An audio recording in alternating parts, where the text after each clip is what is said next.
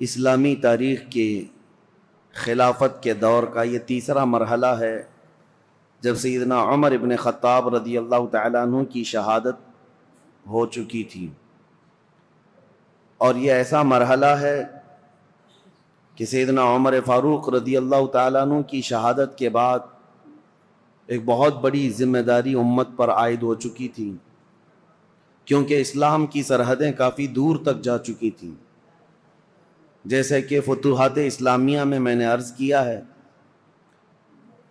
ملک شام، ایران، یمن، مصر، فلسطین، یہ سارے علاقے دائرہ اسلام میں آ چکے تھے، حتیٰ کہ آذربائیجان تک کا علاقہ۔ دور فاروقی میں اسلام وہاں تک پہنچ چکا تھا، اور صحابہ اکرام رضوان اللہ تعالیٰ علیہم اجمعین نے وہاں تبلیغ اسلام شروع فرمائی اور پرچم اسلام لہرایا۔ اب 10 سال خلافت کے امور پر فائز رہنے کے بعد جب سیدنا عمر فاروق رضی اللہ تعالیٰ عنہ شہید ہوئے تو اب خلافت کا مسئلہ آتا ہے، کیونکہ سب سے اہم مسئلہ خلیفہ کا چننا، اپنے امیر کو مقرر کرنا، اور سارے لوگ اس سے راضی رہیں، یہ بہت اہم مسئلہ ہوتا ہے۔ تو سیدنا عمر فاروق رضی اللہ تعالیٰ عنہ کو جو مسجد میں مارا تھا ظالم ابو لولو فیروز مجوسی، وہ تو خودکشی کر کے ختم ہو گیا، لیکن 3 دن تک سیدنا عمر فاروق رضی اللہ تعالیٰ عنہ باحیات تھے۔ ان 3 دنوں کے اندر آپ نے کافی نصیحتیں کی، وصیتیں فرمائی۔ ان میں سے ایک وصیت یہ بھی تھی کہ آپ نے ایک شورا قائم کی تھی 6 صحابہ کی۔ اب خلیفہ کا انتخاب سب سے پہلے کیسے ہوا آپ کو میں بتاتا ہوں۔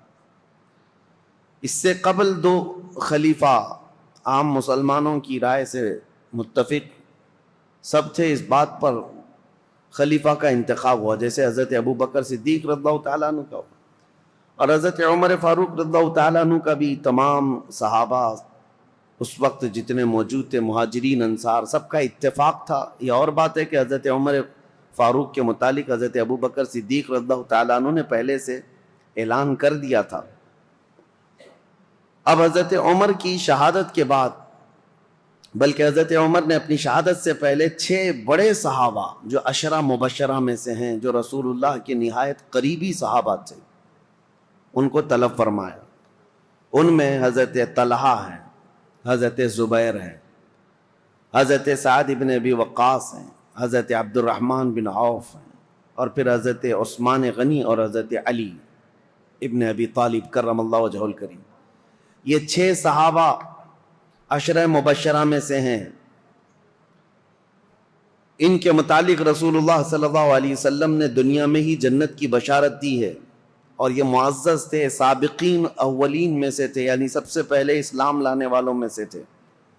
حضرت عمر فاروق رضی اللہ تعالیٰ عنہ نے ان 6 سے کہا کہ تم سب اتفاق رائے سے مسلمانوں کے لیے امیر کا انتخاب کر لینا، کسی خلیفہ کا انتخاب کر لینا، اور زیادہ دن تک مسلمانوں کو الجھن کا شکار ہونے نہ دینا۔ یہاں تک کہ حضرت مغیرہ بن شعبہ رضی اللہ تعالیٰ عنہ ایک صحابی ہیں، ان کو، حضرت ابو موسیٰ اشعری ایک صحابی، ان کو حضرت عمر فاروق رضی اللہ تعالیٰ عنہ نے ایک گھر کے دروازے پر جمع کر دیا تھا۔ یہ 6 صحابہ اندر ہیں، اور کچھ مہاجرین اور انصار صحابہ ہیں، کہ کسی بھی باہر والے شخص کو یہاں اندر آنے نہ دینا جب تک کہ یہ لوگ خلیفہ کا انتخاب نہ کر لیں، فتنہ ہو سکتا ہے۔ نئے لوگوں کا شامل ہونا فتنے کا سبب بنتا ہے۔ حضرت عمر فاروق رضی اللہ تعالیٰ عنہ کی یہ بڑی دور اندیشیاں ہیں۔ میں ابھی اور بھی آپ کو بتاؤں کہ ان کی سیاست کیسی تھی حضرت عمر فاروق کی، جس کی وجہ سے معاملات کتنے ٹھیک ٹھاک تھے۔ 6 لوگوں کے اوپر آپ نے یہ ذمہ داری چھوڑی۔ اب انتخاب کیسے ہوا، خلیفہ کو کیسے منتخب کیا گیا، کیسے الیکٹ کیا گیا یا سیلیکٹ کیا گیا؟ اس کا طریقہ یہ رہا کہ حضرت عبد الرحمن بن عوف، ان کا بڑا کردار ہے، اس میں بڑا اہم رول ہے۔ یہ پہلے مدینہ طیبہ میں مہاجرین اور انصار صحابہ کے پاس قریب جا کر کے ان کی رائے لیتے تھے، تم بتاؤ تمہاری رائے کیا ہے، تم بتاؤ تمہاری رائے کیا ہے، رسول اللہ صلی اللہ علیہ وسلم کے اصحاب میں سب سے افضل اب کون ہے اور کس کو خلیفہ ہونا چاہیے؟ تو اکثر مہاجرین اور انصار حضرت عثمان غنی کے بارے میں کہتے تھے کہ حضرت عثمان بن عفان کو ہونا چاہیے، کیونکہ وہ داماد رسول بھی ہیں اور اسلام پر ان کا بڑا احسان ہے امت پر، اور بڑے فیاض ہیں، سخی ہیں، اس اعتبار سے۔ اب اس کے بعد سب کی رائے لے کر کے حضرت عبد الرحمن بن عوف آئے اور پھر حضرت عمر فاروق کا انتقال ہو گیا۔ پھر یہ 6 لوگ بیٹھے ہیں تو عبد الرحمن بن عوف کھڑے ہوئے، کہا میری تو خواہش نہیں ہے خلیفہ بننے کی۔ حضرت عمر نے 6 لوگوں کا نام دیا تھا کہ 6 میں سے کوئی بھی ایک منتخب کر لو، میری تو خواہش نہیں ہے خلیفہ بننے کی۔ تو ان کی بات پر حضرت سعد بن ابی وقاص کھڑے ہوئے، کہا میری بھی خواہش نہیں ہے خلیفہ بننے کی۔ 2 تو نکل گئے۔ اس کے بعد حضرت عبد الرحمن بن عوف نے کہا یہ تعداد کو اور کم کرنا چاہیے۔ حضرت زبیر سے پوچھا آپ کی کیا خواہش ہے؟ کہا کہ میں اپنے لیے نہیں، حضرت علی کے لیے میں اپنے آپ کو ترجیح دیتا ہوں۔ سجیسٹ کیا کہ میری طرف سے حضرت علی کرم اللہ وجہہ الکریم۔ حضرت طلحہ سے پوچھا گیا آپ کی کیا رائے ہے؟ انہوں نے کہا میں اپنی جو خواہش ہے یا میرے خلیفہ بننے کی اگر کسی نے امید رکھا ہو تو میں یہ سارا قربان کرتا ہوں حضرت عثمان غنی کے ہاتھ پر۔ 2 اور کم ہو گئے۔ حضرت طلحہ نے کہا میری خواہش نہیں ہے، میں حضرت عثمان کو سجیسٹ کرتا ہوں، اور حضرت زبیر نے کہا میں حضرت علی کو سجیسٹ کرتا ہوں۔ 4 کم ہو گئے یہ 6 کی شورا کی جماعت میں۔ پہلے 2 تو انہوں نے کہا ہم خلیفہ کے امیدوار ہے ہی نہیں۔ تو جب یہ 4 پیچھے ہٹ گئے تو اب حضرت علی اور حضرت عثمان 2 بچے تھے، حضرت عبد الرحمن بن عوف۔ اب ان دونوں کے درمیان کسی کو منتخب کرنا ہے، تو پہلے حضرت عثمان غنی کے پاس گئے، نہیں پہلے حضرت علی کرم اللہ وجہہ الکریم کے پاس گئے، کہا میں اللہ کے احکام اور رسول اللہ کی سنت پر اور آپ سے ہم سے پہلے جو گزر چکے 2 خلفاء کی سنت پر آپ سے بیعت لینا چاہوں، تو آپ کا کیا ارادہ ہے؟ حضرت علی رضی اللہ تعالیٰ عنہ نے فرمایا دیکھا جائے گا۔ آپ نے اتنا ہی جواب دیا، اور اس کے بعد حضرت عبد الرحمن بن عوف نے کہا کہ اگر میں آپ کی بیعت نہ کروں، حضرت علی سے پوچھا آپ حقدار ہیں، ابھی امیدوار ہیں؟ حضرت عبد الرحمن بن عوف خود کہتے ہیں اگر میں آپ کی بیعت نہ کروں تو آپ میرے لیے کس کو مشورہ دیں گے آپ کے علاوہ؟ حضرت علی نے کہا اگر آپ میرے ہاتھ پہ نہیں بیعت کرنا چاہتے ہیں تو میں مشورہ دیتا ہوں کہ عثمان بن عفان کے ہاتھ پہ بیعت کرو۔ حضرت عبد الرحمن بن عوف پھر حضرت عثمان کے پاس آئے، کہا میں اللہ کے احکام اور رسول اللہ کی سنتوں پر اور 2 پیشتر خلفاء کی سنتوں پر آپ سے بیعت لینا چاہوں۔ تو حضرت عثمان غنی نے کہا ٹھیک ہے، انہوں نے منظوری دی۔ پھر حضرت عثمان غنی سے حضرت عبد الرحمن بن عوف نے یہ پوچھا کہ اگر میں آپ سے بیعت نہ کروں، آپ حقدار ہیں، آپ خلافت کے مستحق ہیں، اس کے باوجود اگر میں آپ کے ہاتھ میں بیعت نہ کروں تو میرے لیے کسی دوسرے آدمی کے متعلق آپ مشورہ دے سکتے ہیں، میں کس کے ہاتھ میں بیعت دوں؟ حضرت عثمان غنی نے کہا اگر آپ میرے ہاتھ پہ بیعت نہیں ہونا چاہتے تو میں مشورہ دیتا ہوں علی بن ابی طالب کے ہاتھ پہ ہو جائے۔ یہ الگ الگ لے جا کر کے حضرت عبد الرحمن بن عوف نے پوچھا تھا، ان کو الگ لے جا کر ان کو الگ لے جا کر، اور اس کے بعد پھر یہ بھی پوچھا تھا دونوں سے کہ اگر آپ کے ہاتھ پر بیعت نہ کی جائے تو کیا آپ کو اس کا خلق ہوگا؟ کہا قطعاً نہیں ہوگا، اس بات کا نہ غم ہوگا نہ قلق ہوگا۔ اس کے بعد حضرت عبد الرحمن بن عوف، مہاجرین اور انصار سب جماعت موجود تھی، اس جماعت کے درمیان آئے، اور یہ 6 صحابہ عشرہ مبشرہ یہ بھی آئے۔ تو حضرت عبد الرحمن بن عوف نے اپنا سارا ماجرا بتایا کہ لوگوں سے میں نے معلوم کیا، اور اس کے بعد حضرت علی سے بھی میں نے پوچھا، حضرت عثمان سے بھی پوچھا، لوگوں نے پوچھا کہ کیا معلوم کیا، کیا پوچھا آپ نے لوگوں سے، اور کیا آپ کو نتیجہ ملا؟ تو حضرت عبد الرحمن بن عوف نے کہا جو مجھے نتیجہ ملا وہ یہ ہے کہ حضرت عثمان کا ہاتھ پکڑتے ہیں اور کہتے ہیں میں اللہ اس کے رسول کے احکام پر ان کے ہاتھ پر بیعت کرتا ہوں۔ عبد الرحمن بن عوف رضی اللہ تعالیٰ عنہ کی بڑی عزت تھی، آپ نے جیسی ہی بیعت کیا سیکنڈ نمبر پر سب سے پہلے حضرت علی کرم اللہ وجہ الکریم نے بیعت کیا، کہا کہ ہم حضرت عثمان ابن عفان کو خلیفہ برحق تسلیم کرتے ہیں، اور اس کے بعد جوق در جوق مہاجرین اور انصار صحابہ کے جتنے بھی جماعتیں تھی طبقے تھے سبوں نے حضرت عثمان غنی کے ہاتھ پر بیعت کر لیا، اور بالاتفاق صحابہ کا اجماع ہوا اس بات پر حضرت عثمان غنی کے ہاتھ پر سبوں نے بیعت کیا۔ لیکن ایک مسئلہ تھا، حضرت عثمان غنی رضی اللہ تعالیٰ عنہ خلیفہ تو مقرر ہو گئے، اس خلیفہ کے انتخاب میں تقریباً 15 سے 20 دن کا عرصہ گزر گیا۔ جب حضرت عثمان غنی رضی اللہ تعالیٰ عنہ تشریف لائے تو چونکہ آپ کی ولادت سے لے کر کے اب تک کے حالات اس سے قبل آپ نے سنا ہوگا، پھر مختصر میں آپ کو بتاؤں، مکہ مکرمہ میں شریف النفس تھے، طبیعت کے بڑے خلیق مزاج، اعلیٰ اخلاق کے تھے، شرم و حیا کے پیکر تھے، جہالت کے زمانے میں بھی کبھی آپ نے بتوں کی پوجا نہیں کی، نہ کبھی شراب نوشی کی، نہ کبھی جوا کھیلا، نہ کبھی گانا گایا۔ عربوں میں تو یہ سب چیزیں مشہور تھیں، اسلام لانے سے پہلے بھی آپ پاک باز تھے، عفت شعار تھے۔ حضرت عثمان خود کہتے ہیں کہ میں اسلام میں تیسرے نمبر پر داخل ہوا ہوں، اور حضرت ابوبکر صدیق رضی اللہ تعالیٰ عنہ کی تبلیغ پر تیسرے نمبر پر اسلام لانے والے حضرت عثمان غنی ہیں، اور عجیب اتفاق ہے کہ رسول اللہ کے بعد تیسرے نمبر پر خلیفہ بننے والے بھی عثمان ابن عفان، اسلام میں آنے میں بھی آپ کا تیسرا نمبر ہے، اور خلفائے راشدین میں بھی آپ کا تیسرا نمبر ہے۔ حضرت عثمان غنی رضی اللہ تعالیٰ عنہ حضور صلی اللہ تعالیٰ علیہ وسلم کے اصحاب الفیل کا جو واقعہ پیش ہے اس کے 7 سال بعد پیدا ہوئے تھے، 7 سال بعد، بعض حضرات نے کہا 6 سال بعد پیدا ہوئے، حضور صلی اللہ تعالیٰ علیہ وسلم کی بعثت کے 6 سال بعد پیدا ہوئے۔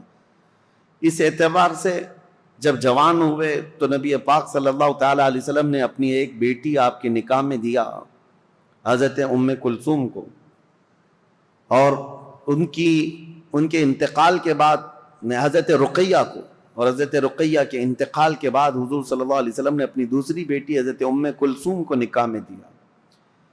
اور یہ حضرت عثمان غنی رضی اللہ تعالیٰ عنہ کے متعلق میرے آقا صلی اللہ علیہ وسلم کا فرمان علی شان ہے، انبیاء کرام علیہ السلام میں حضرت لوط علیہ السلام کے بعد یہ پہلے ہیں جنہوں نے اپنی اہلیہ کے ساتھ اللہ کی طرف ہجرت کی، کیونکہ حضرت عثمان غنی حبشہ گئے تھے ہجرت کر کے، جو 70 صحابہ ہجرت کر کے گئے تھے مکہ سے، مدینے کی ہجرت سے پہلے ایک اور ہجرت ہوئی ہے، 70 کے قریب صحابہ، اور اس میں عورتیں بھی تھیں، اس میں حضرت عثمان غنی رضی اللہ تعالیٰ عنہ اور ان کی اہلیہ محترمہ حضور صلی اللہ علیہ وسلم کی زوجہ، حضور صلی اللہ علیہ وسلم کی بیٹی، یہ ہجرت کر کے حبشہ گئے تھے۔ اس پر ان کی بڑی فضیلت ہے، ان کو صاحب الہجرتین کہا جاتا ہے، 2 ہجرتوں والا، اور ذن نورین کہا جاتا ہے کہ 2 نور والا۔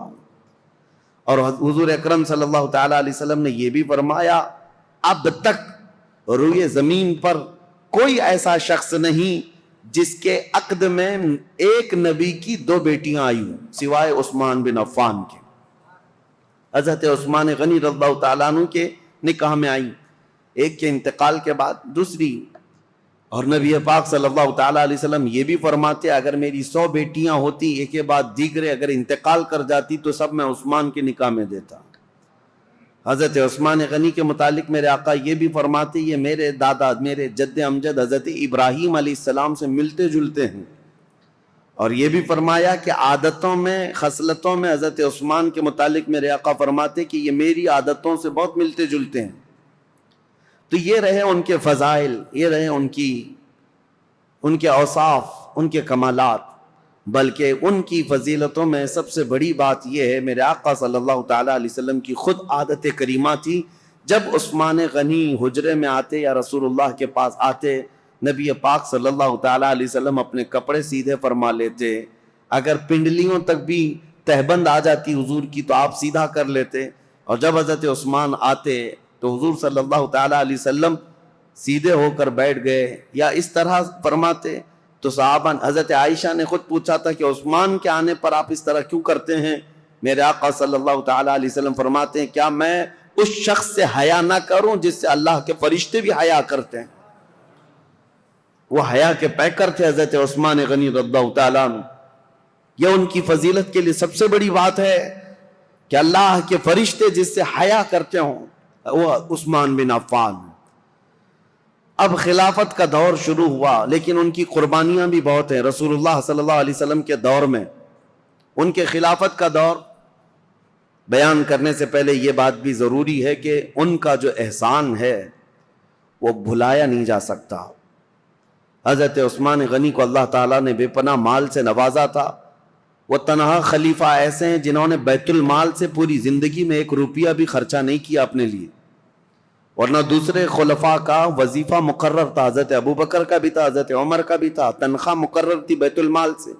حضرت عثمان نے کوئی تنخواہ نہیں لی پوری زندگی بھر، بلکہ ان کا مال اتنا تھا کہ رسول پاک صلی اللہ تعالی علیہ وسلم جیش العسرہ کے وقت، ایک جنگ میں جانے کے وقت ترغیب دے رہے تھے مسلمانوں کو کہ کوئی مال اللہ کی راہ میں خرچ کرے، تب حضرت عثمان غنی آئے تھے اور کہا تھا میری طرف سے 100 اونٹ اور ساز و سامان کے ساتھ۔ حضور صلی اللہ علیہ وسلم نے دوبارہ ترغیب دیا تو حضرت عثمان پھر کھڑے ہوئے کہا میری طرف سے 200 اونٹ اور ساز و سامان۔ تیسری مرتبہ حضور نے فرمایا تو حضرت عثمان کھڑے ہوئے کہا 300 اونٹ میری طرف سے اور ساز و سامان۔ نبی پاک صلی اللہ تعالی علیہ وسلم کھڑے ہوئے اور پھر حضرت عثمان غنی 1000 دینار، 40 دینار پر زکوٰۃ واجب ہوتی ہے، 7.5 تولہ سونے کے برابر 40 دینار ہوتے ہیں۔ 1000 دینار حضرت عثمان غنی جھولیوں میں بھر کر رسول پاک صلی اللہ علیہ وسلم کے پاس لا کر نظر کر دیا۔ حضور صلی اللہ تعالیٰ علیہ وسلم ان کے لائے ہوئے دینار کو الٹ پلٹ کرتے تھے اور منبر پر کھڑے ہو کر فرماتے آج کے بعد سے عثمان کو کوئی عمل نقصان نہیں دے سکتا، ان پر جنت واجب ہو چکی ہے۔ حضرت عثمان غنی کی یہ قربانیاں میرے عزیزو، یہ آسان لگتا ہے، 100 اونٹ 200 اونٹ 300 اونٹ، اس زمانے میں بھی اونٹ کی قیمت جو ہے آج کی مشہور کار کے برابر تھی۔ اس وقت کی سواریاں ہیں، وہ جس کے پاس 1 اونٹ ہے یہ سمجھ لے کہ وہ بڑا امیر شخص ہوا کرتا تھا۔ اونٹ کی سواری مہنگی سواریوں میں سے ہوتی تھی، اور 100 اونٹ نظر کر دینا، بلکہ 300 اونٹ ایک جنگ میں نظر کر دینا۔ ایک تاریخ داں ہیں، مورخ ہیں، انہوں نے اس زمانے کے کیلکولیشن کے اعتبار سے اس وقت کی جو بھی اماؤنٹ انہوں نے دی تھی حضرت عثمان غنی نے، اس کو کمپیئر کر کے بتایا ہے کہ اس دور میں حضرت عثمان غنی کا دیا ہوا دان، دیا ہوا صدقہ، قیمت اور اس کی مالیت اگر کمپیئر کی جائے تو اس زمانے کے 1 ارب 20 کروڑ روپیہ بنتے ہیں۔ 116 کروڑ یا 120 کروڑ کے برابر وہ رقم ہوتی ہے جو آپ نے ایک بار میں دیا ہے۔ کون ہے جو اتنی خطیر، اتنی بڑی رقم میرے مصطفیٰ کریم صلی اللہ علیہ وسلم کے ایک فرمان پر لا کر نظر کر دے؟ حضرت عثمان غنی رضی اللہ تعالیٰ عنہ یہ وہ شخص ہیں کہ جب مدینہ طیبہ میں تشریف لائے تو مسلمانوں کے لیے میٹھے پانی کا ایک ہی کنواں تھا، وہ یہودی کے قبضے میں تھا اور وہ پیسوں سے بیچتا تھا۔ حضرت عثمان غنی رضی اللہ تعالیٰ عنہ نے حضور صلی اللہ علیہ وسلم کے اس فرمان پر کہ کون ہے جو یہ کنواں مسلمانوں کے لیے خریدے تو اس کے لیے جنت واجب ہے، یہ جنت کی نہر اس کے لیے، اپنے مال خاص سے اس کنویں کو خریدا حضرت عثمان غنی نے اور ہمیشہ کے لیے وقف کیا۔ بیر روما، وہ کنواں آج بھی مدینے میں ہے اور پانی سے لبالب بھرا بھی ہے۔ مدینے والوں کے لیے پانی کا سب سے پہلے انتظام کرنے والے عثمان بن عفان ہیں۔ ان کے علاوہ مدینے کی تجارت کا جو سامان ہوا کرتا بازار میں، یہودی پورے مارکیٹ پر قبضہ کیے ہوئے رہتے تھے، باہر سے آتے تجارت کرتے اور پیسہ بہت زیادہ لے کر جاتے۔ حضرت عثمان غنی نے پورے بازار کو کیپچر کر لیا تھا۔ یہودی تجارت کے قافلے کو مدینہ آنے سے پہلے ہی روک لیتے تھے اور پورا مال خرید لیتے تھے اور مدینہ طیبہ میں لا کر 10 گنا زیادہ قیمتوں پر وہ مال بیچتے تھے۔ حضرت عثمان غنی اس طرح تجارت کے قافلے خود ہی 2 منزلیں پہلے ہی جا کر کے پورا قافلہ خریدنے لگ گئے ہیں. خرید کر کے مدینے آتے اور یہودی پوچھتے عثمان یہ مال ہمارے ہاتھ بیچ دو. حضرت عثمان نے پوچھا ایک بار کتنا تم بڑھا کر کے دو گے؟ یہودیوں نے کہا کہ جتنے میں آپ خریدا ہے اس کا ڈبل لے لو. آپ نے کہا نہیں اتنے کم فائدے میں نہیں بیچوں گا. یہودی نے کہا 2 گنا زیادہ، یعنی ٹرپل، 100 کا ہے تو 300 لے لو. حضرت عثمان نے کہا اتنا بھی نہیں. یہودی بڑھاتے گئے، کہا 5 گنا زیادہ میں دے دو. حضرت عثمان نے کہا اتنے میں بھی نہیں بیچوں گا. یہاں تک کہ بات کرتے کرتے یہودیوں نے 10 گنا تک بڑھا دیا کہ اتنے میں مال بیچ دو. 100 میں خریدا ہے تو 1000 میں دے دو. اس سے زیادہ چیلنج کرتے ہیں ہم کہ تم سے یہ مال کوئی نہیں خرید سکے گا، نفع میں ہو بیچ دو. حضرت عثمان نے کہا نہ، مجھے اس سے زیادہ نفع چاہیے، اگر خرید سکتے ہو تو بتاؤ. یہودی عاجز آ گئے، 10 گنا زیادہ میں خریدنے پر بھی وہ نہیں دے رہے ہیں. دوسرے دن سب جب چلے گئے کہا کہ ہم نہیں خریدیں گے تمہارے مال کو.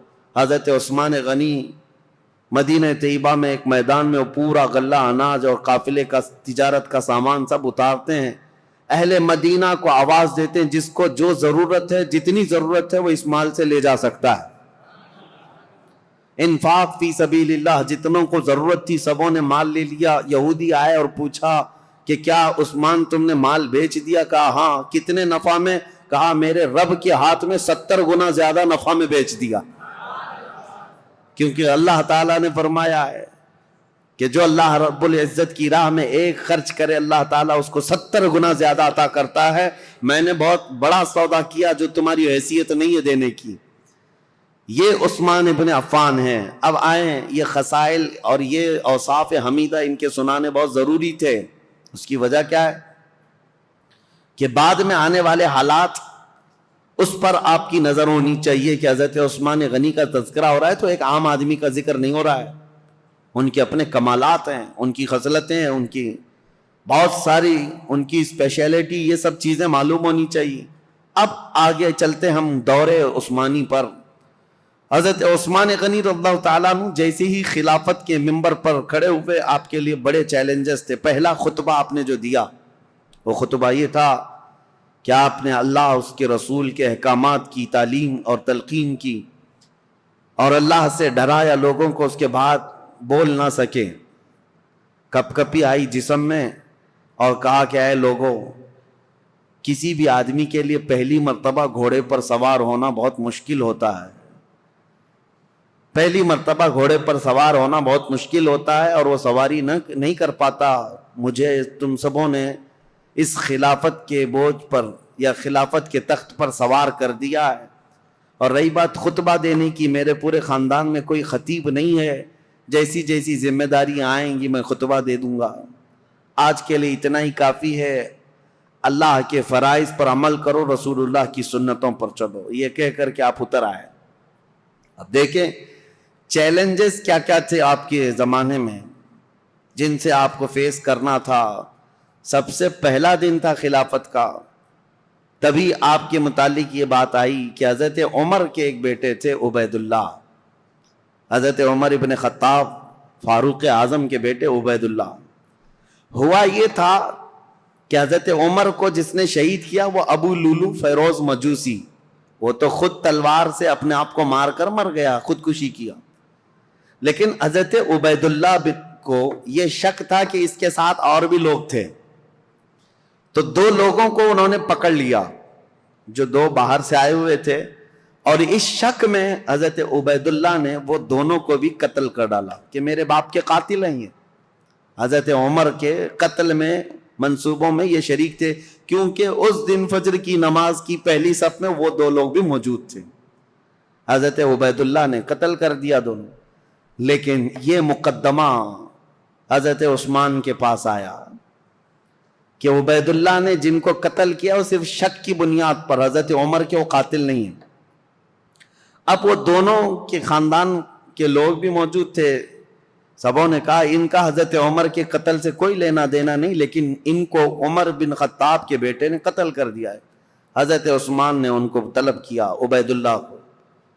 وہ حضرت عبید اللہ کو کھڑا کیا گیا، فیصلہ کیا کرنا ہے. صحابہ اکرام سے آپ مشورہ لیتے رہے کہ ان کے متعلق کیا کیا جائے. انہوں نے 2 لوگوں کا قتل کیا ہے. تو صحابہ نے کہا قتل کا قصاص قتل ہے, قصاص لینا ہوگا. 2 کو انہوں نے مارا ہے, بدلے میں ان کو جان دینی پڑے گی. حضرت عثمان غنی نے کہا دیکھو وہ دونوں خاندان کے لوگ جن کے 2 مرد تم نے قتل کیے, اس کے بدلے میں اب تمہارا قتل ہوگا. لیکن کچھ صحابہ آئے اور کہا عثمان ابن عفان سے, کہا یہ کیسی بات ہے کہ ابھی ابھی خلیفہ برحق عمر ابن خطاب کا انتقال ہوا, ان کے گھر والوں کے لیے بڑا صدمہ ہے کہ وہ بھی قتل ہوئے ہیں, شہید ہوئے ہیں, اور آج ہم ان کے بیٹے کو قتل کر رہے ہیں قصاص میں. حضرت عثمان طبیعت کے بڑے نرم مزاج ہیں, پہلے خلیفہ سے بالکل برعکس, یعنی حضرت عمر کے سے مزاج میں ان کا مزاج زمین آسمان کا فرق ہے. حضرت عثمان غنی رضی اللہ تعالیٰ عنہ نے وہ دونوں مقتول جو تھے, قتل ہوئے تھے, ان کے خاندان والوں سے کہا کہ اگر تم بدلے میں قصاص میں جان کے بدلے کوئی اور چیز طلب کرنا چاہو تو بتاؤ. انہوں نے کہا ہمیں مال کی ضرورت ہے.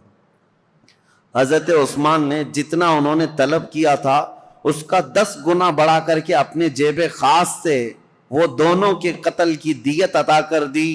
خون بہا اس کو کہا جاتا تھا, اور قتل کے بدلے میں یہ فدیہ دے کر کے ان کو آزاد کر, ان کو رخصت کر دیا.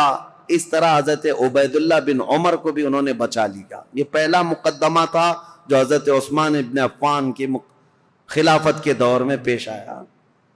لیکن اس مقدمے کا چرچا سب جگہ پھیلا کہ آپ کا یہ عدل تھا کہ حضرت عثمان غنی رضی اللہ تعالیٰ عنہ نے مقتولین کے گھر بھی بھاری بھرکم معاوضہ پہنچایا اور حضرت عمر ابن خطاب کے گھرانے کو بھی بچا لیا. یہ حالات زیادہ دن تک نہیں چلے.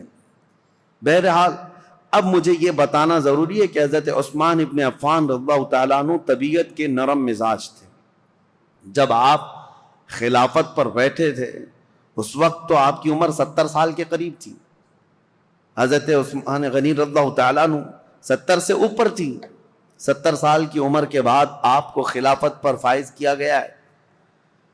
آپ نے اپنے دور میں جو فوجیں بھیجی اور بہت سارے جو ممالک اسلامیہ یعنی دوسرے ممالک جو اسلام میں آئے ان کی بھی ایک لمبی فہرست ہے. پہلا تو یہ ہے کہ حضرت عثمان ابن عفان رضی اللہ تعالیٰ عنہ کے دور میں اسپین جو اس زمانے میں اندلس کہا جاتا تھا, آج کا اسپین, یہ حضرت عثمان غنی کے دور میں فتح ہوا. اور اسلامی فوجوں میں سب سے پہلے فوجیں پہلے میدان میں اتر کر کے لڑتی تھیں. لمبا لمبا سفر کیا ہے صحابہ نے.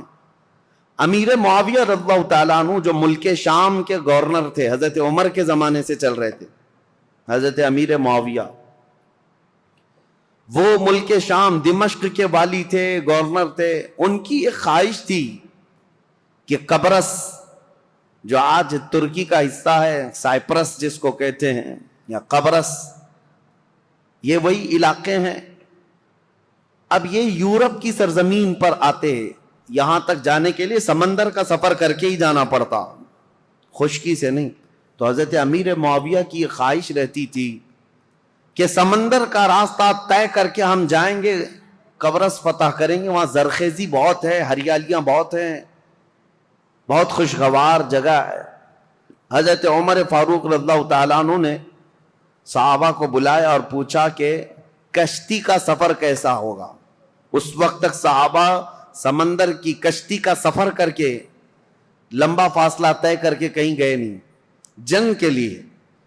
تو حضرت عمر نے جب یہ مشورہ لیا تو جس صحابی نے کشتی کی پوری ڈیٹیل بتائی وہ ایسی تھی کہ ایک بہت بڑا جانور ہے, کشتی کے بارے میں ایک بہت بڑا جانور ہے اور اس پر بیٹھنے والے کیڑوں کی طرح ہے, اور یہ لکڑا اگر پلٹ گیا تو سب غرق ہو جائیں گے, اور چلتا رہا تو سب لوگ چمکتے رہیں گے. اس طرح کشتی کے بارے میں انہوں نے بتایا. کشتی کا سفر فائدہ کم ہے, نقصان بہت زیادہ ہے. حضرت عمر رضی اللہ تعالیٰ عنہ نے فوراً ہی کہا تھا میں مسلمانوں میں سے کسی بھی جماعت کو ایسے سخت سفر پر روانہ کرنے کے لیے بالکل منظوری نہیں دے سکتا. تو حضرت عمر کے پورے دور میں سمندر کے سفر پر صحابہ کو کبھی بھیجا نہیں گیا تھا، جبکہ حضرت امیر معاویہ کی بڑی خواہش تھی کہ سمندر کا سفر طے کر کے جائیں گے اور اس علاقے کو بھی فتح کر کے دائرہ اسلام میں داخل کریں گے۔ ان کو اجازت کبھی نہیں ملی۔ اب حضرت عثمان کا دور آیا تو چونکہ حضرت امیر معاویہ حضرت عثمان غنی رضی اللہ تعالیٰ عنہ کے رشتہ داروں میں سے بھی ہیں، اور ایک بڑا الزام حضرت عثمان غنی پر یہی ہے کہ وہ رشتہ داروں کا بہت خیال کرتے تھے اور ان کو بہت زیادہ نوازتے تھے۔ یہ بات حقیقت ہے کہ حضرت عثمان غنی اپنے رشتہ داروں کے لیے بہت نرمی رکھتے اور اپنے مال سے بہت زیادہ ان کی مدد کیا کرتے تھے، لیکن ان رشتہ داروں میں کچھ تو نااہل بھی نکلے، کچھ نااہل بھی نکلے۔ بہرحال حضرت عثمان غنی رضی اللہ تعالیٰ عنہ نے حضرت امیر معاویہ کی اس درخواست کو منظور کر لیا کہ کشتی کا سفر کر کے یہ قبرص جائیں گے، ترکی کا سفر۔ یہ سب سے پہلے مسلمانوں کی جماعت ہے جو کشتی میں سوار ہو کر کے جا رہی ہے، لیکن ساتھ میں حضرت عثمان نے یہ پابندی لگائی تھی کہ کسی بھی مسلمان کو زور زبردستی جہاد میں شریک نہیں کیا جائے گا، جس کی مرضی ہوگی وہ امیر معاویہ کی عمارت میں ان کی سپہ سالاری میں جا سکتا ہے۔ تو کسی کے اوپر بھی سختی کے ساتھ یہ حکم نہیں لگایا گیا۔ حضرت امیر معاویہ نے اعلان کیا جتنے مسلمان ساتھ ہوئے گئے، لیکن قبرص کے علاقے کے لوگ، سائپرس کے لوگ ٹھنڈے مزاج کے لوگ تھے، وہ جنگ اور جدال کو پسند کرنے والے لوگ نہیں تھے۔ انہوں نے بغیر جنگ کے اپنا سارا علاقہ حضرت امیر معاویہ کے حوالے کر دیا۔ قبرص، سائپرس، یہ ترکی کے جو علاقے ہیں یہ فتح ہوئے اور وہاں پرچم اسلام لہرانے لگا، اور اس زمانے سے لے کر آج تک پرچم اسلام لہرا رہا ہے۔ سمندر کے باہر اسلامی فوجیں جو پہنچیں سمندر کو کراس کر کے، یہ حضرت عثمان غنی کے دور میں ہوا۔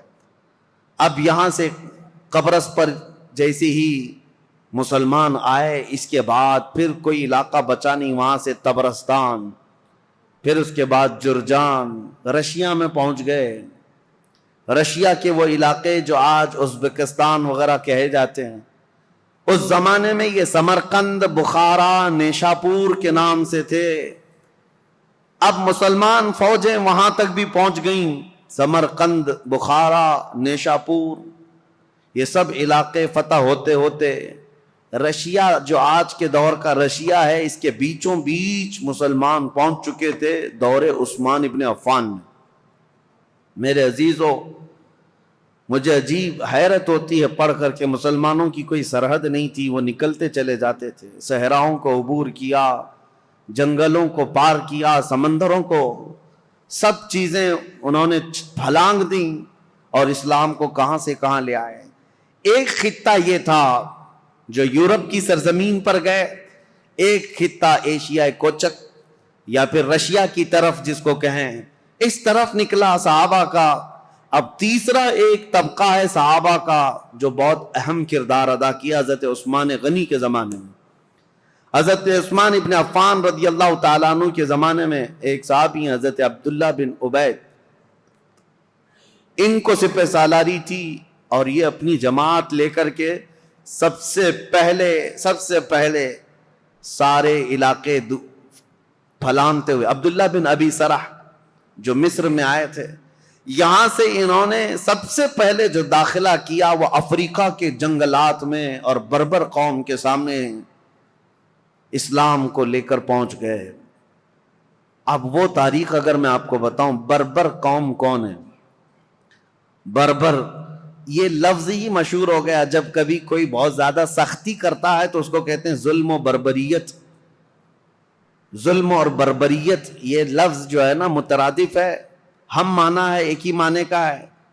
یہ جنگلوں میں رہنے والی ایک ایسی قوم جو کپڑے بھی نہیں پہنتی تھی اور انسان خور، آدم خور، انسانوں کا گوشت بھی کھا جانے والی قوم، اور ان کی زبان نہیں، نہ ادھر کبھی انسانوں میں ان کا آنا جانا ہے، وہ جنگلات میں رہنے والی قوم، اور ذرا برابر ان کے دل میں رحم نہیں، جس چیز کو دیکھیں مار ڈالیں، بہت سختی کے ساتھ مار ڈالیں، اور نہ ہی کوئی تہذیب، کوئی سلیقہ، نہ کوئی اخلاق۔ عام سی زندگی گزارتے، جانوروں کی طرح رہتے، بلکہ ان کے ہاں مردوں اور عورتوں کا اختلاط ایسے ہی ہوتا تھا جیسے جانوروں کا ہوتا ہے۔ یہ بربر قوم افریقہ کے جنگلات میں رہنے والی، اس قوم کے پاس بھولے بھٹکے اگر کوئی انسان پہنچ بھی جاتا تو ان کا لقمہ بن جاتا تھا، شام میں اس کا کباب بننے والا ہوتا، وہ اس کو بھون کر کھا جاتے تھے۔ اس سخت ترین قوم کے پاس جانا ایک بہت بڑا چیلنج تھا۔ رسول پاک صلی اللہ تعالی علیہ وسلم کے عظیم ترین صحابہ جو چٹانوں کے پاس بھی جمے رہ گئے، سمندروں کو بھی انہوں نے پھلانگ دیا، وہ انسانوں کی ایک جماعت سے کیسے پیچھے ہٹتے ہیں، وہاں پر بھی پہنچ گئے، افریقہ کی اس بربر قوم کے پاس پہنچے۔ اب آپ کو میں بتاؤں، وہ بربر قوم جو آدم خور تھی، انسانوں کو کھاتی، ظلم ان کا بہت انتہا کو رہتا، وہ اچانک دائرہ اسلام میں آئے، میرے مصطفیٰ کریم صلی اللہ علیہ وسلم کے سچے غلاموں میں شامل ہوئے۔ کیسے یہ انقلاب آ سکتا ہے؟ کبھی آپ سوچیں، ہم نے بہت تحقیق کی کہ ایک نئی قوم کے پاس جانے کے لیے ان کی زبان تو کم سے کم معلوم ہونی چاہیے، ان کو تبلیغ کس زبان میں کریں، اور عربوں کا حال یہ ہے کہ وہ اپنی عربی چھوڑ کر دوسری زبان بولنا ہی نہیں چاہتے۔ آج تک آپ جا کر کے دیکھیں، انگلش میں بولنے کو وہ عیب سمجھتے ہیں، آتی ہے انگلش سمجھتے ہیں لیکن انگلش بولنا نہیں چاہتے، کہتے ہیں نہیں ہماری زبان عربی ہے، باقی سب گونگے ہیں۔ عرب کو آج بھی اپنی زبان پر وہ فخر ہے، وہ دوسری زبانوں کو کچھ بھی اپنے ہاں آنے نہیں دیتے۔ اس بربر قوم کے پاس جو زبان تک نہیں جانتی، صحابہ دین اسلام لے کر کیسے گئے؟ ہم نے معلوم کیا تو اس بربر قوم کو انہوں نے زبان سے نصیحتیں نہیں کی، بلکہ صرف اخلاق رسول سے ان کو اسلام کی طرف مائل کیا ہے۔ صرف میرے آقا صلی اللہ تعالی علیہ وسلم کی خوشبوئیں تھیں جو اس افریقہ کے جنگلات میں رہنے والی قوم کو بھی اسلام کا گرویدہ بنایا۔ یہ دور عثمانی میں افریقہ میں اسلام داخل ہو چکا، افریقہ کے علاقے فتح ہوتے گئے، اور اس کے بعد ایک دو نہیں، آج کے بر اعظم افریقہ، جو افریقہ کا کانٹیننٹل جس کو کہتے ہیں پورا علاقہ، اس کے کئی ممالک ایسے ہیں جو حضرت عثمان غنی رضی اللہ تعالیٰ عنہ کے دور میں پرچم اسلام سے لہراتے رہے، تو آج تک وہ اسلام میں ہیں۔ افریقہ کی سرزمین تک اسلام پہنچ گیا۔ اب یہاں سے افریقہ میں نے 3 علاقے بتائے، ایک ترکی کی طرف قبرص، اور ایک رشیا کی طرف سمرقند، بخارا، نیشاپور، اور تیسرا افریقہ کی سرزمین تک اسلام کو پہنچانے والی جماعتیں حضرت عثمان ابن عفان کے دور کی تھیں، اور سب سے پہلے سمندری سفر طے کر کے جانے والی جماعت بھی حضرت عثمان غنی رضی اللہ تعالیٰ عنہ کے دور کی تھی۔ خلافت کے کل 12 سال آپ کو ملے، حضرت عثمان غنی رضی اللہ تعالیٰ عنہ کو خلافت کے کل 12 سال تھے۔ ان 12 سالوں میں شروع کے 6 سال نہایت ہی اعلیٰ تھے، سب امن و امان، اور سب جگہ اتنے مال کی فراوانی تھی۔ حضرت عثمان غنی کا دور اتنا خوشحال تھا کہ جو مال غنیمت ملتا، حضرت عثمان غنی جو اس میں تقسیم کرتے، تو ایک ایک آدمی کو اس زمانے میں 1-1 لاکھ درہم ملتے تھے، 1-1 لاکھ درہم، جس کی وجہ سے کچھ لوگوں میں نکما پن آ گیا۔ جب مال زیادہ آتا ہے تو کام کرنے کی اور کمانے کی عادت چھوٹنے لگتی ہے، پیسہ زیادہ آ گیا تو اب کیا کریں گے؟ عیش کریں گے۔ تو کچھ نوجوانوں کے اندر یہ خرابی آنے لگ گئی تھی، وہ گلیل لیتے تھے، کبوتروں کو مارتے اور کبوتر بازی کرنے لگتے، اڑاتے رہتے تھے۔ پیسے کا نشہ ہی کھیل کود میں لگا دیتا ہے۔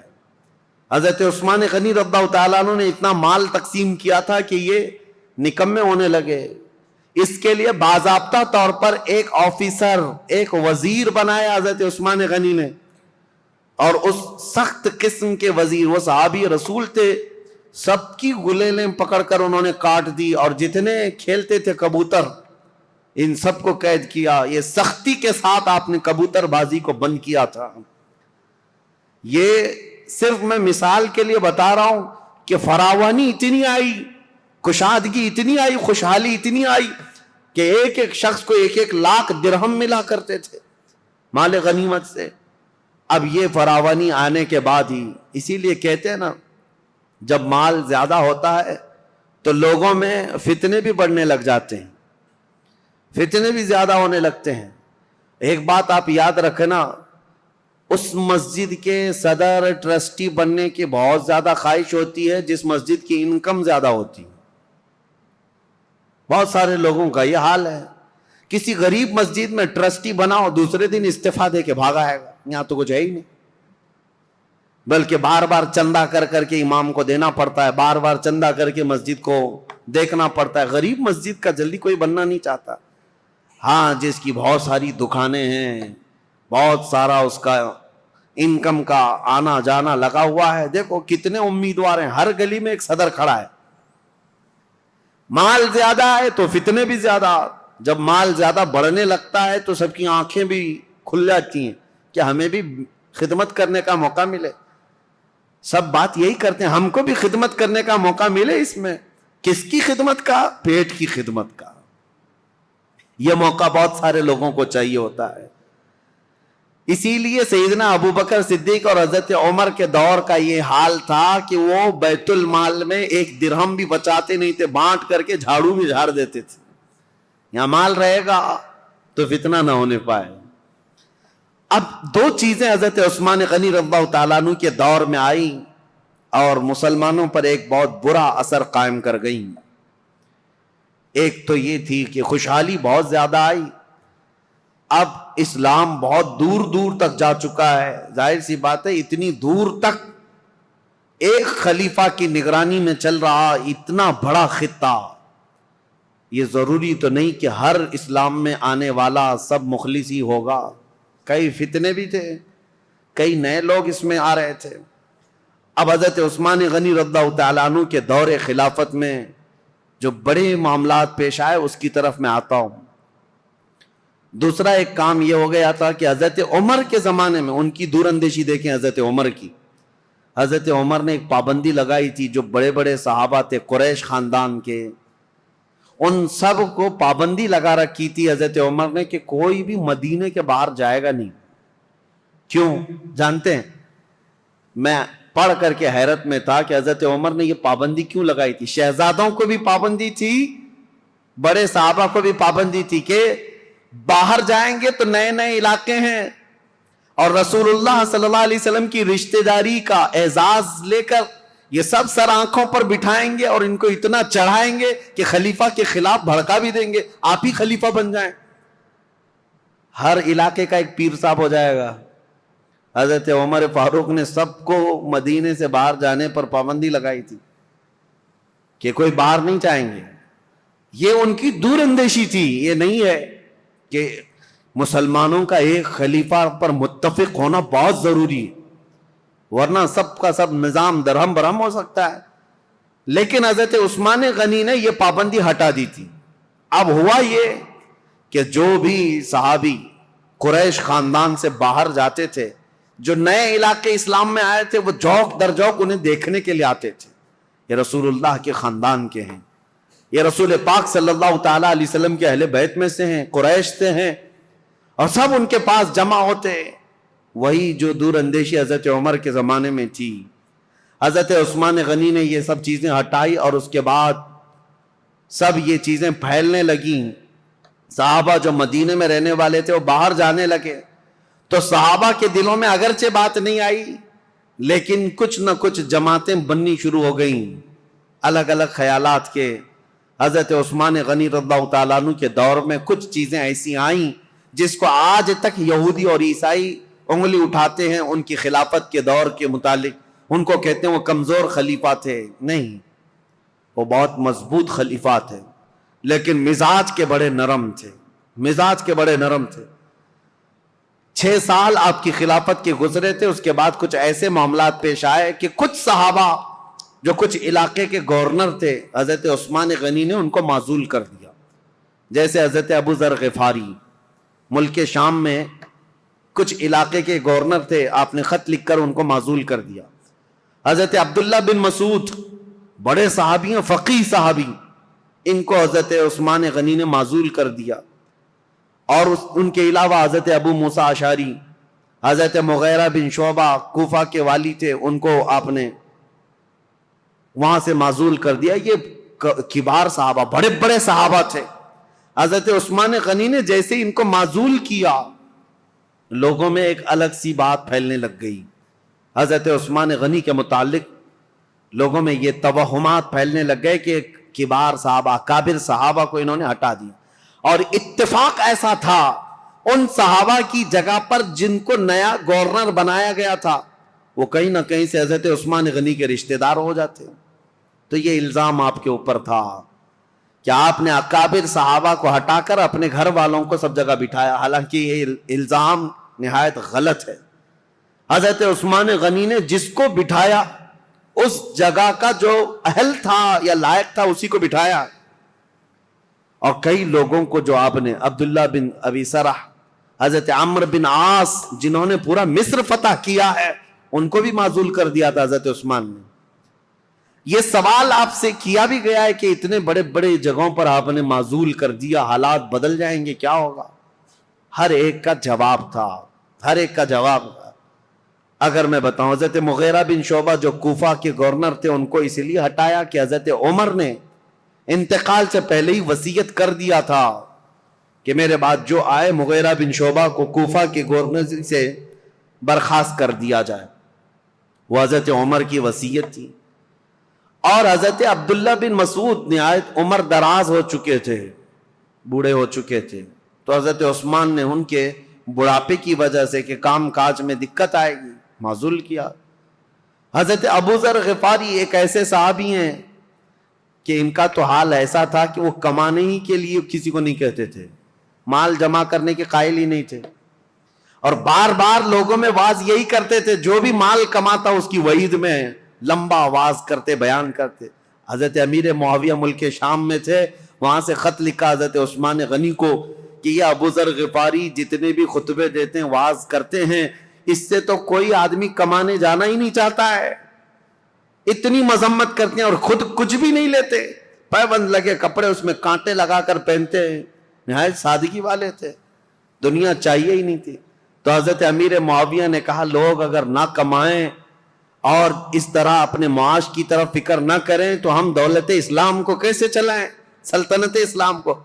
حضرت امیر معاویہ کا خط آیا تو حضرت عثمان غنی نے حضرت ابو ذر غفاری کو، جس علاقے کے وہ گورنر تھے، معزول کر کے یہ کہا آپ میرے پاس مدینے آ جائیں، میرے ساتھ رہیے. آپ ایسا نہیں ہے کہ ان کو دشمنی میں معزول کیا.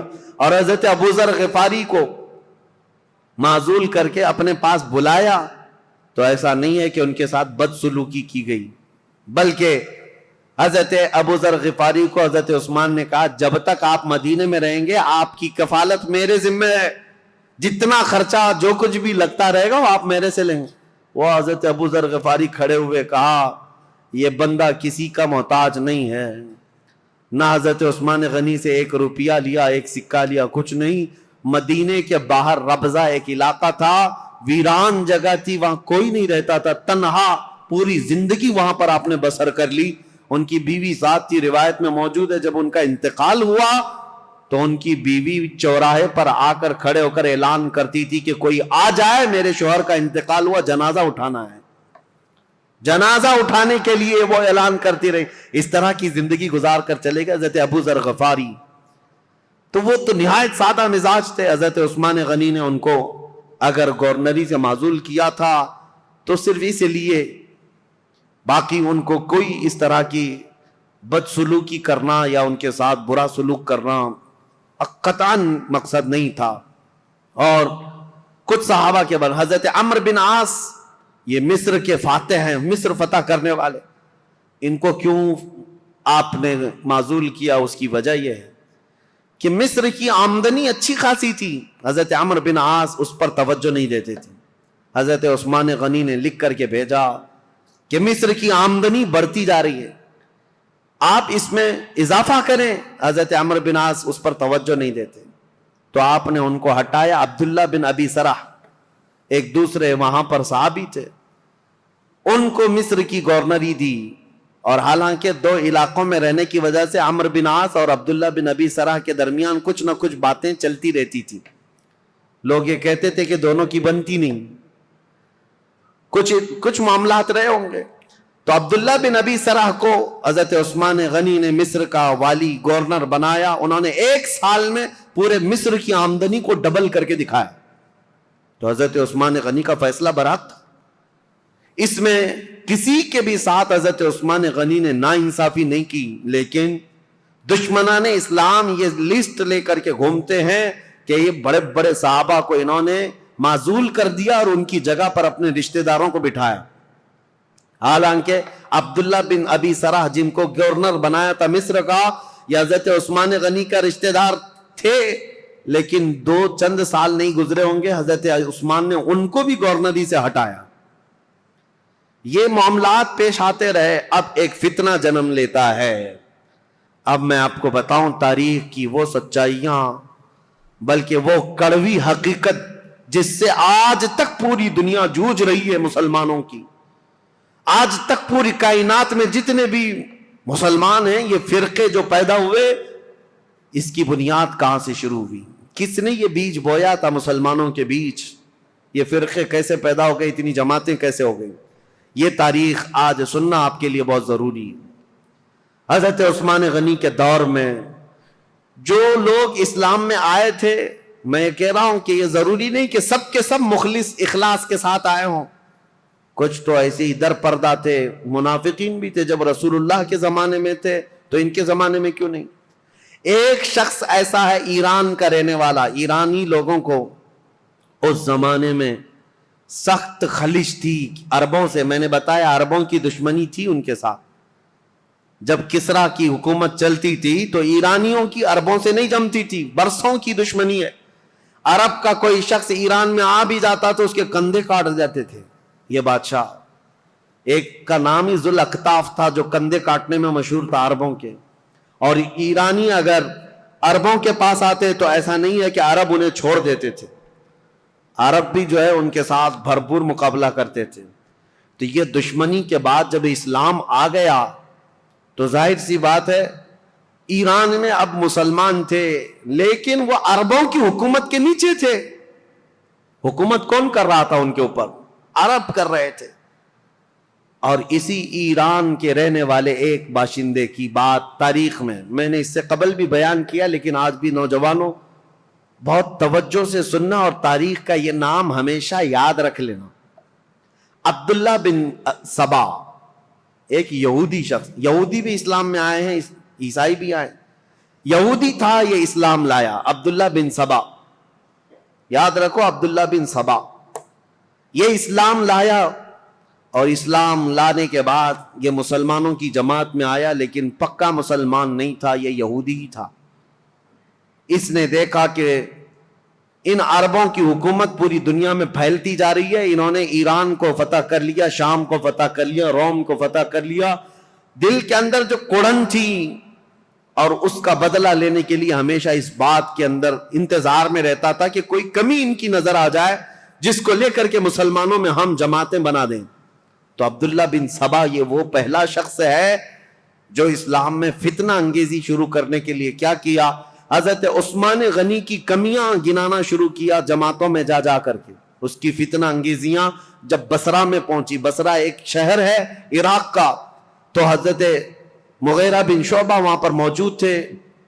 تو انہوں نے اس کو شہر بدر کر دیا, وہاں سے نکال کر بھیج دیا. وہ کوفہ آیا, کوفہ کے جو والی تھے ان کو بھی سعید بن عاص, ان کو جب خبر ملی تو کوفہ سے بھی اس کو بھگا دیا گیا. عبداللہ بن سبا اب مصر پہنچا.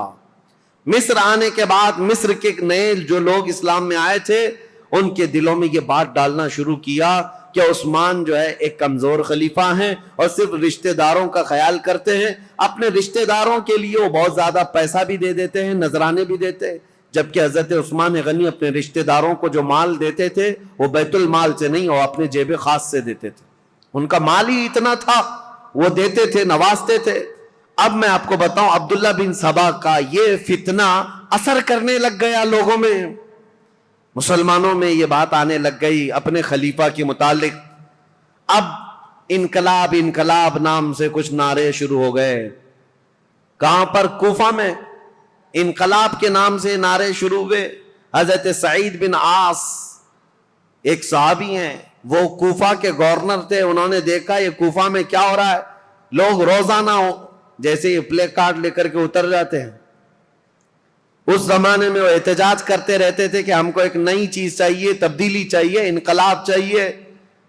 تو سعید بن عاص نے حضرت عثمان کو یہ لکھ کر بھیجا، کوفہ والے شاید مجھے پسند نہیں کرتے ہیں، یہ ابو موسیٰ اشعری کو پسند کرتے ہیں. تو حضرت عثمان غنی نے ان کو معزول کر دیا. سعید بن عاص کو کہا کہ تم اتر جاؤ، کوفہ والوں کی پسند کے مطابق ابو موسیٰ اشعری کو گورنر بناؤ. گورنر تو بنایا، لیکن کوفہ والوں کی وہ خواہش نہیں تھی. ابو موسیٰ اشعری بھی گورنر بنے، لیکن فتنہ ٹھنڈا نہیں ہوا. انقلاب انقلاب، کیونکہ یہودیوں کا ڈالا ہوا بیج تھا. انہیں پورے خلافت کو ہلانا تھا. خلافت کے نظام کی دشمن قوم اس دور میں بھی سب سے بڑی کوئی دشمن قوم ہے تو یہودی قوم ہے.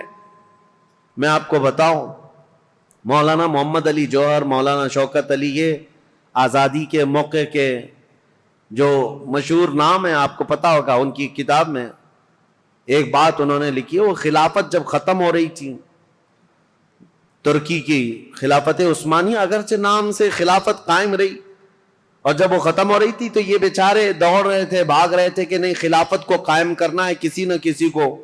اور خلافت کمیٹیاں ہندوستان میں بھی بنائی تھی. بھائی کلہ میں آج بھی موجود ہے خلافت ہاؤس، یہ اس دور کا بنا ہوا ہے. اور آج بھی میلاد شریف کا جلوس جو ہے وہ خلافت ہاؤس سے نکلتا ہے. ممبئی والوں کو پتا ہے، نہیں پتا معلوم نہیں. خلافت ہاؤس آج بھی ہے بھائی کلہ میں. خلافت کو قائم کرنے کے چکر میں وہ دوڑتے رہے. کیوں؟ ان کی بتائی ہوئی ایک بات بتا رہا ہوں. یہودیوں نے کہا تھا، ایک بڑے یہودی دانشور نے ان سے کہا تھا، ہمیں مسلمانوں کی نماز سے، ان کے زکوٰۃ سے، ان کی قربانیوں سے، ان کی ٹوپی داڑھی سے، ان کی مسجدوں سے کوئی بھی نفرت نہیں، کوئی مذائقہ نہیں. وہ جتنی نمازیں پڑھنا ہے سب پڑھیں، لیکن ہم چاہتے ہیں مسلمانوں میں دو باتیں کبھی نہ آئیں. ایک دو لفظ کبھی نہ آئے. یہودی یہ چاہتے ہیں مسلمانوں کی زبان پر دو لفظ کبھی نہ آئے. ایک جہاد کا لفظ نہ آئے، دوسرے خلافت کا لفظ نہ آئے. پوری دنیا سے انہوں نے یہ دو ناموں کو مٹانے کے لیے ایڑی چوٹی کا زور لگایا.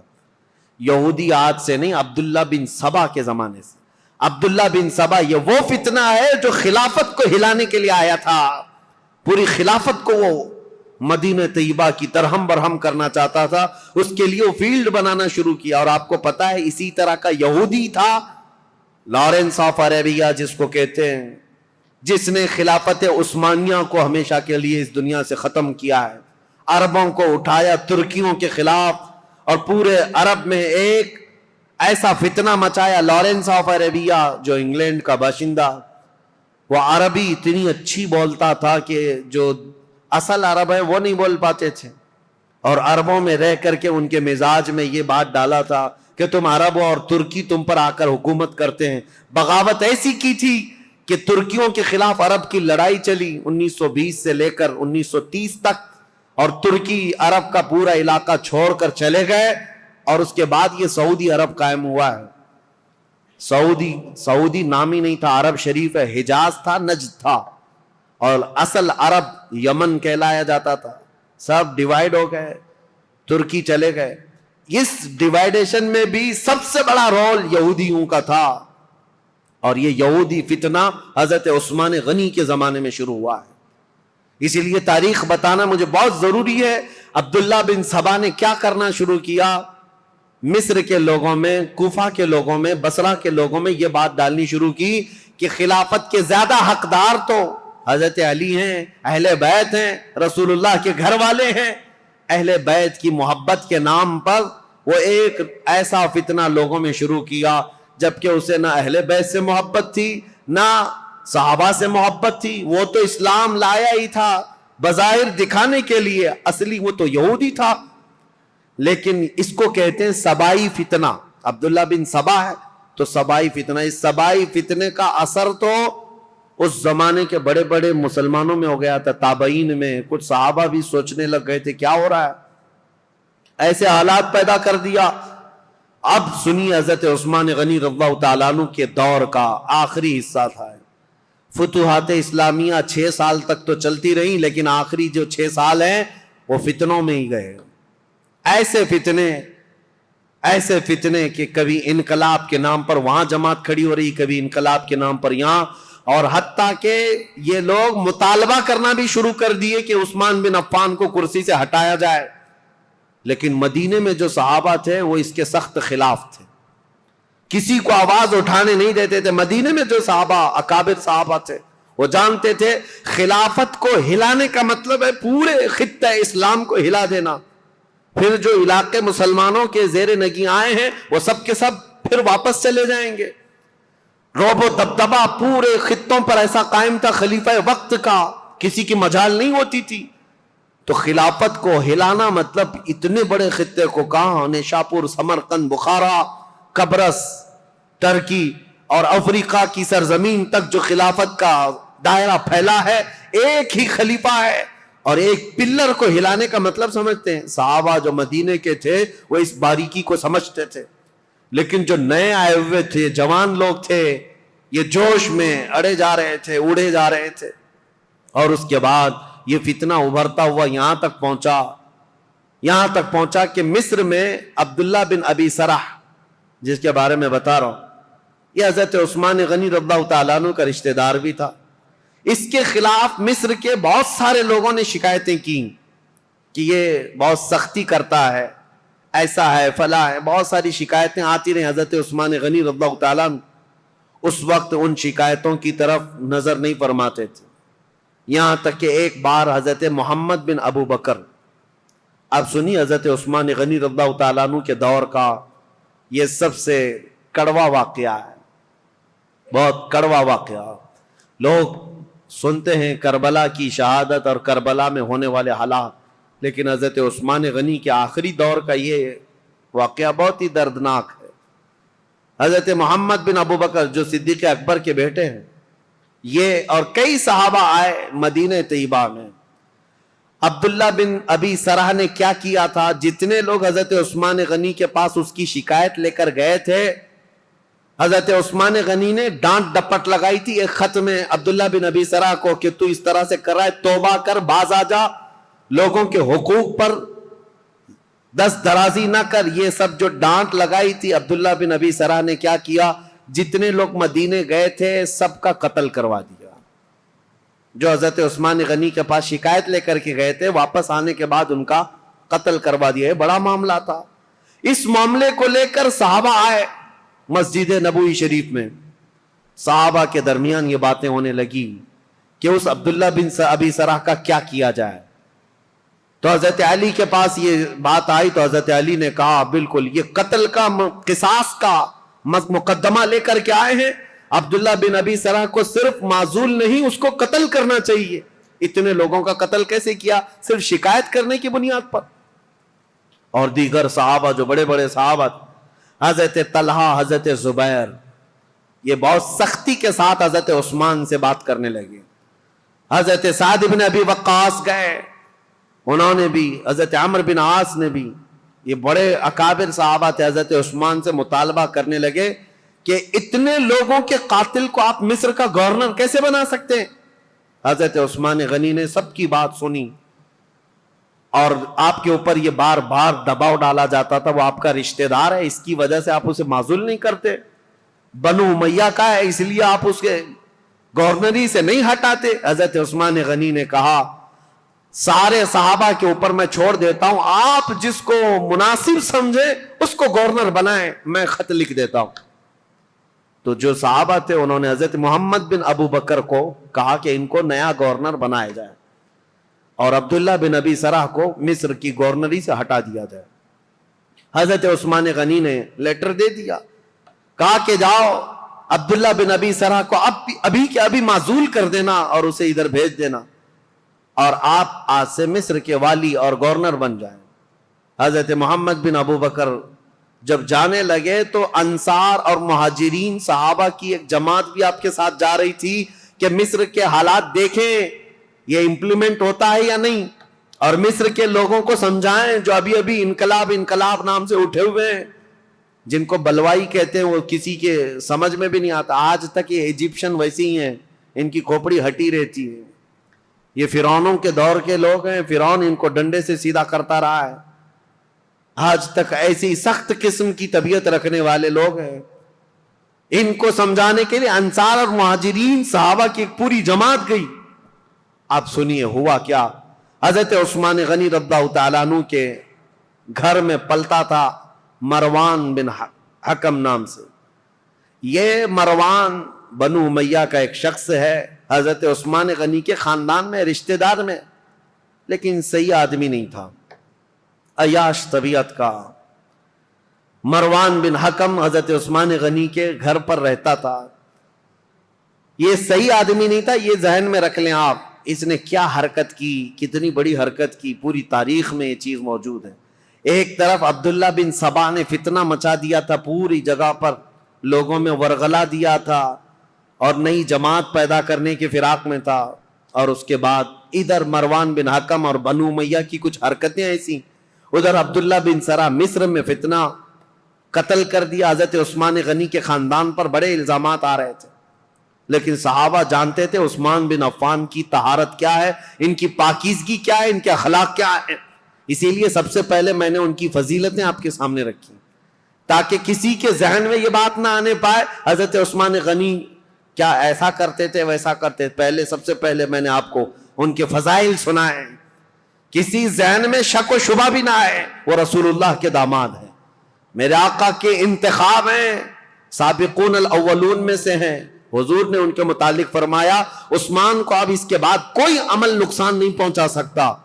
بہرحال حضرت محمد بن ابو بکر جا رہے ہیں, کہاں؟ مصر جا رہے ہیں گورنری لینے کے لیے, اور انصار مہاجری صحابہ کے ساتھ جا رہے ہیں.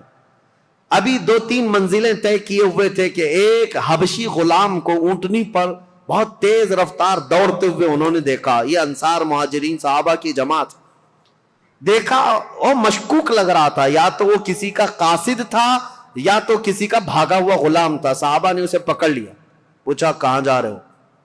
کہا خلیفہ اسلام امیر المومنین عثمان ابن عفان کا پیغام لے کر میں مصر کے گورنر کے پاس جا رہا ہوں. جو صحابہ تھے انہوں نے کہا مصر کے جو گورنر ہیں وہ یہاں ہیں, محمد بن ابو بکر, بات کرو کیا ہے. کہا نہیں, ان کے متعلق نہیں ہے وہ پیغام, ان کے متعلق نہیں ہے, یہ گورنر نہیں ہے. وہ پھر بھاگنے لگا تو اس کی تلاشی لی گئی, اس کے پاس کچھ نہیں ملا. اس کی ساری چیزیں تلاشی لی گئی, کچھ نہیں ملا. اور وہ تھوڑا آگے گیا تھا, حضرت محمد بن ابو بکر کو شک ہوا کہ کچھ تو ہے, یہ اس قدر مشکوک انداز میں کیوں جا رہا ہے. اس کو پھر سے پکڑا, اس کے پانی کا جو مشکیزہ تھا وہ بالکل سوکھا تھا, اس کو ہلایا تو اس کے اندر کوئی چیز تھی, اس کو پھاڑ دیا تو دیکھا ایک خط تھا مہر لگا ہوا. اور پہلے جو خط ہوتے تھے اس کو ڈامر جیسی ایک چیز آتی تھی, وہ لگا کر کے سیل بند کر دیا جاتا تھا, کوئی نہیں کھول سکتا. اور یہ سیل بند خلیفہ کا لیٹر ہوا کرتا. حضرت محمد بن ابو بکر وہ خط لے کر کے آئے, اور سارے صحابہ کی جماعت تھی انصار اور مہاجرین کی جو ابھی مصر جا رہے تھے. ان کے بیچ میں وہ خط لا کر کے کہا کہ کیا میں اس کو کھول کر کے پڑھوں؟ سبوں نے کہا کھول کر کے پڑھو.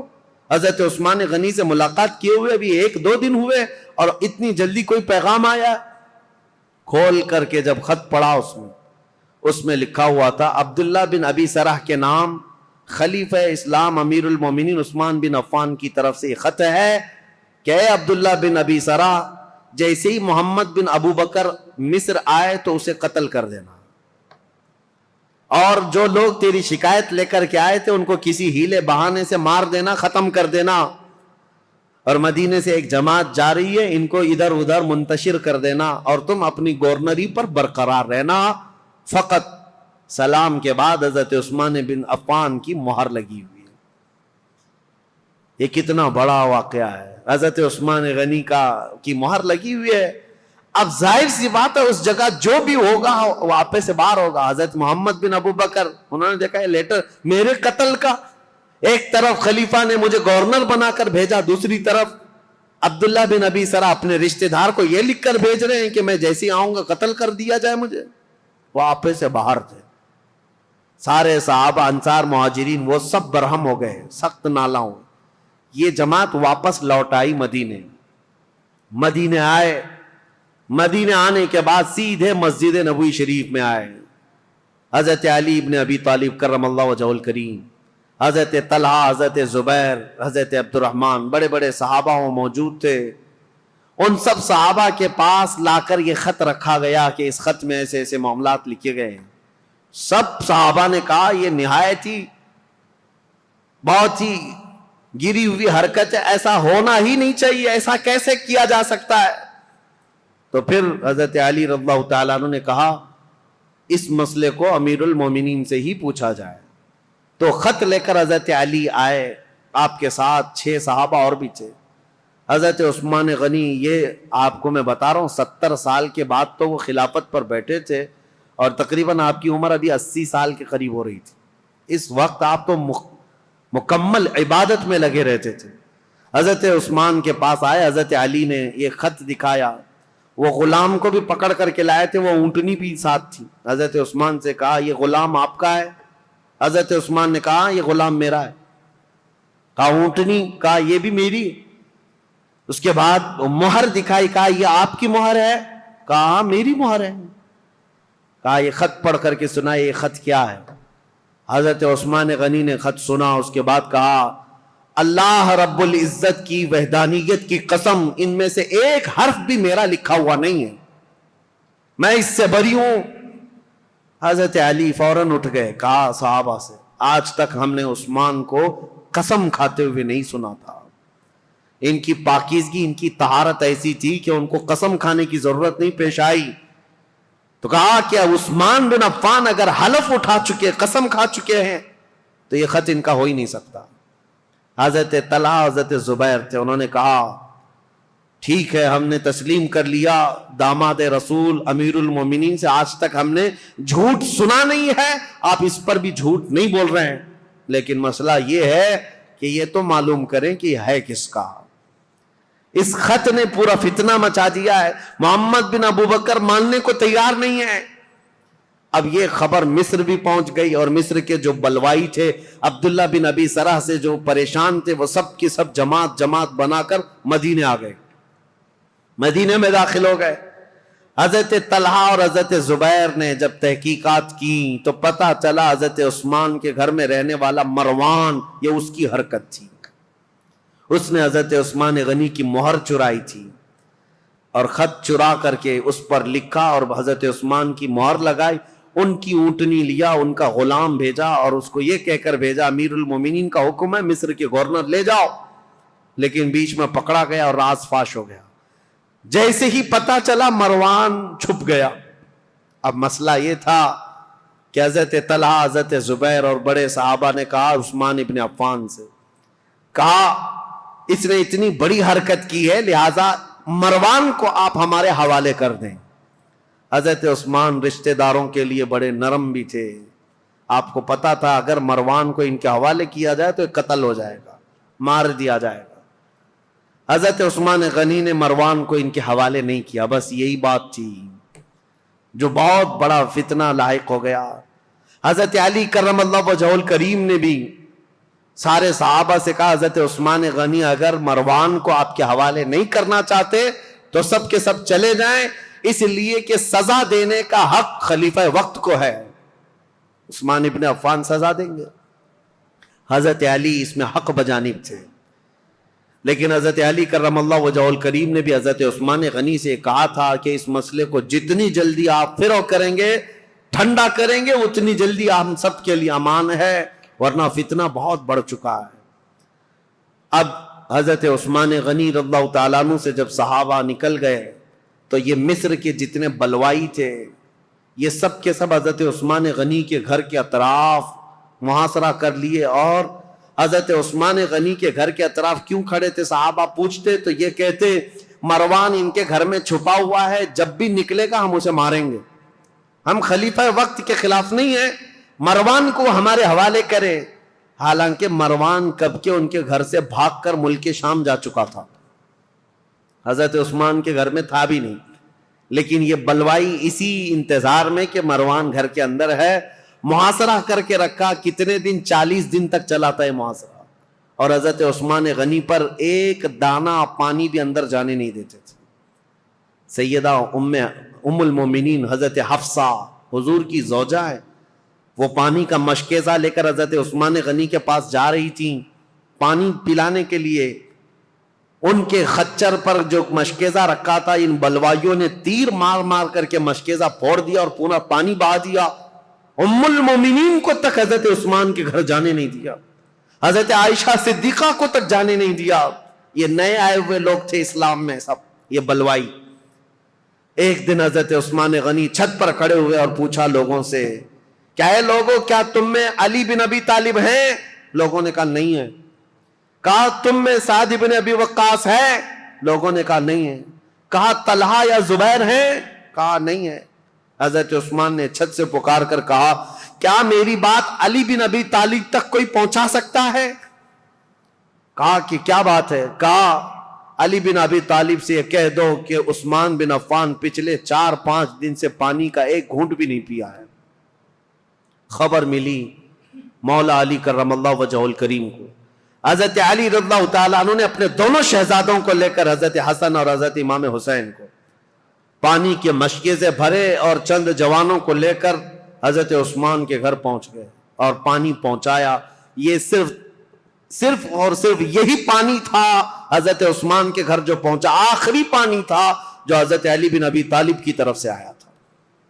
میرے عزیزو، یہ باتیں اس لیے بھی بیان کرنا ضروری ہے کہ لوگ ایسی چیزیں کنٹروورسی بیان کرتے ہیں کہ حضرت علی میں حضرت عثمان میں نہیں بنتی رہی ہوگی اور انہوں نے ایسا کیا ہوگا. نہیں، حضرت علی کی نہیں بنتی تھی، حالانکہ حضرت عثمان کے گھر کے دروازے پر پہرا دینے کے لیے امام حسن اور امام حسین کو کھڑا کیا گیا تھا، اور عبداللہ بن زبیر، حضرت زبیر نے اپنے بیٹے کو کھڑا کیا، حضرت طلحہ نے اپنے بیٹے کو کھڑا کیا.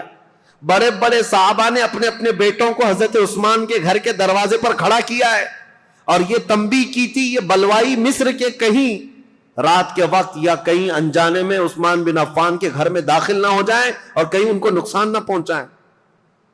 یہاں تک کہ یہ بلوائی جو ہے مصر کے جو لوگ آئے تھے، ایک مرتبہ تیر چلائے تھے، ان تیروں کی وجہ سے حضرت امام حسین کا پورا سینہ زخمی ہو گیا، خون خون ہو گئے تھے، اور حضرت امام حسن مجتبیٰ کے سر پر زخم آیا تھا نیزے سے. یہ حضرت عثمان کی حفاظت پر دونوں شہزادے کھڑے تھے، اور یہ خون اتنا بہہ گیا تھا جس کو دیکھ کر کے ڈر گئے. محمد بن ابو بکر ان میں تھے، انہوں نے کہا، اے لوگو، ہم تو عثمان بن عفان اور بنو امیہ کے خلاف کھڑے ہیں، ابھی تم نے ان کا خون اتنا بہا دیا کہ بنو ہاشم ان کا یعنی بدلہ لینے کے لیے آ جائیں گے. بنو ہاشم کون ہے؟ رسول اللہ کا خاندان. اور امام حسن اور امام حسین جب زخمی ہو گئے ہوں تو رسول اللہ کا جو خاندان ہے بنو ہاشم، وہ تو بدلہ لینے کے لیے آ جائیں گے.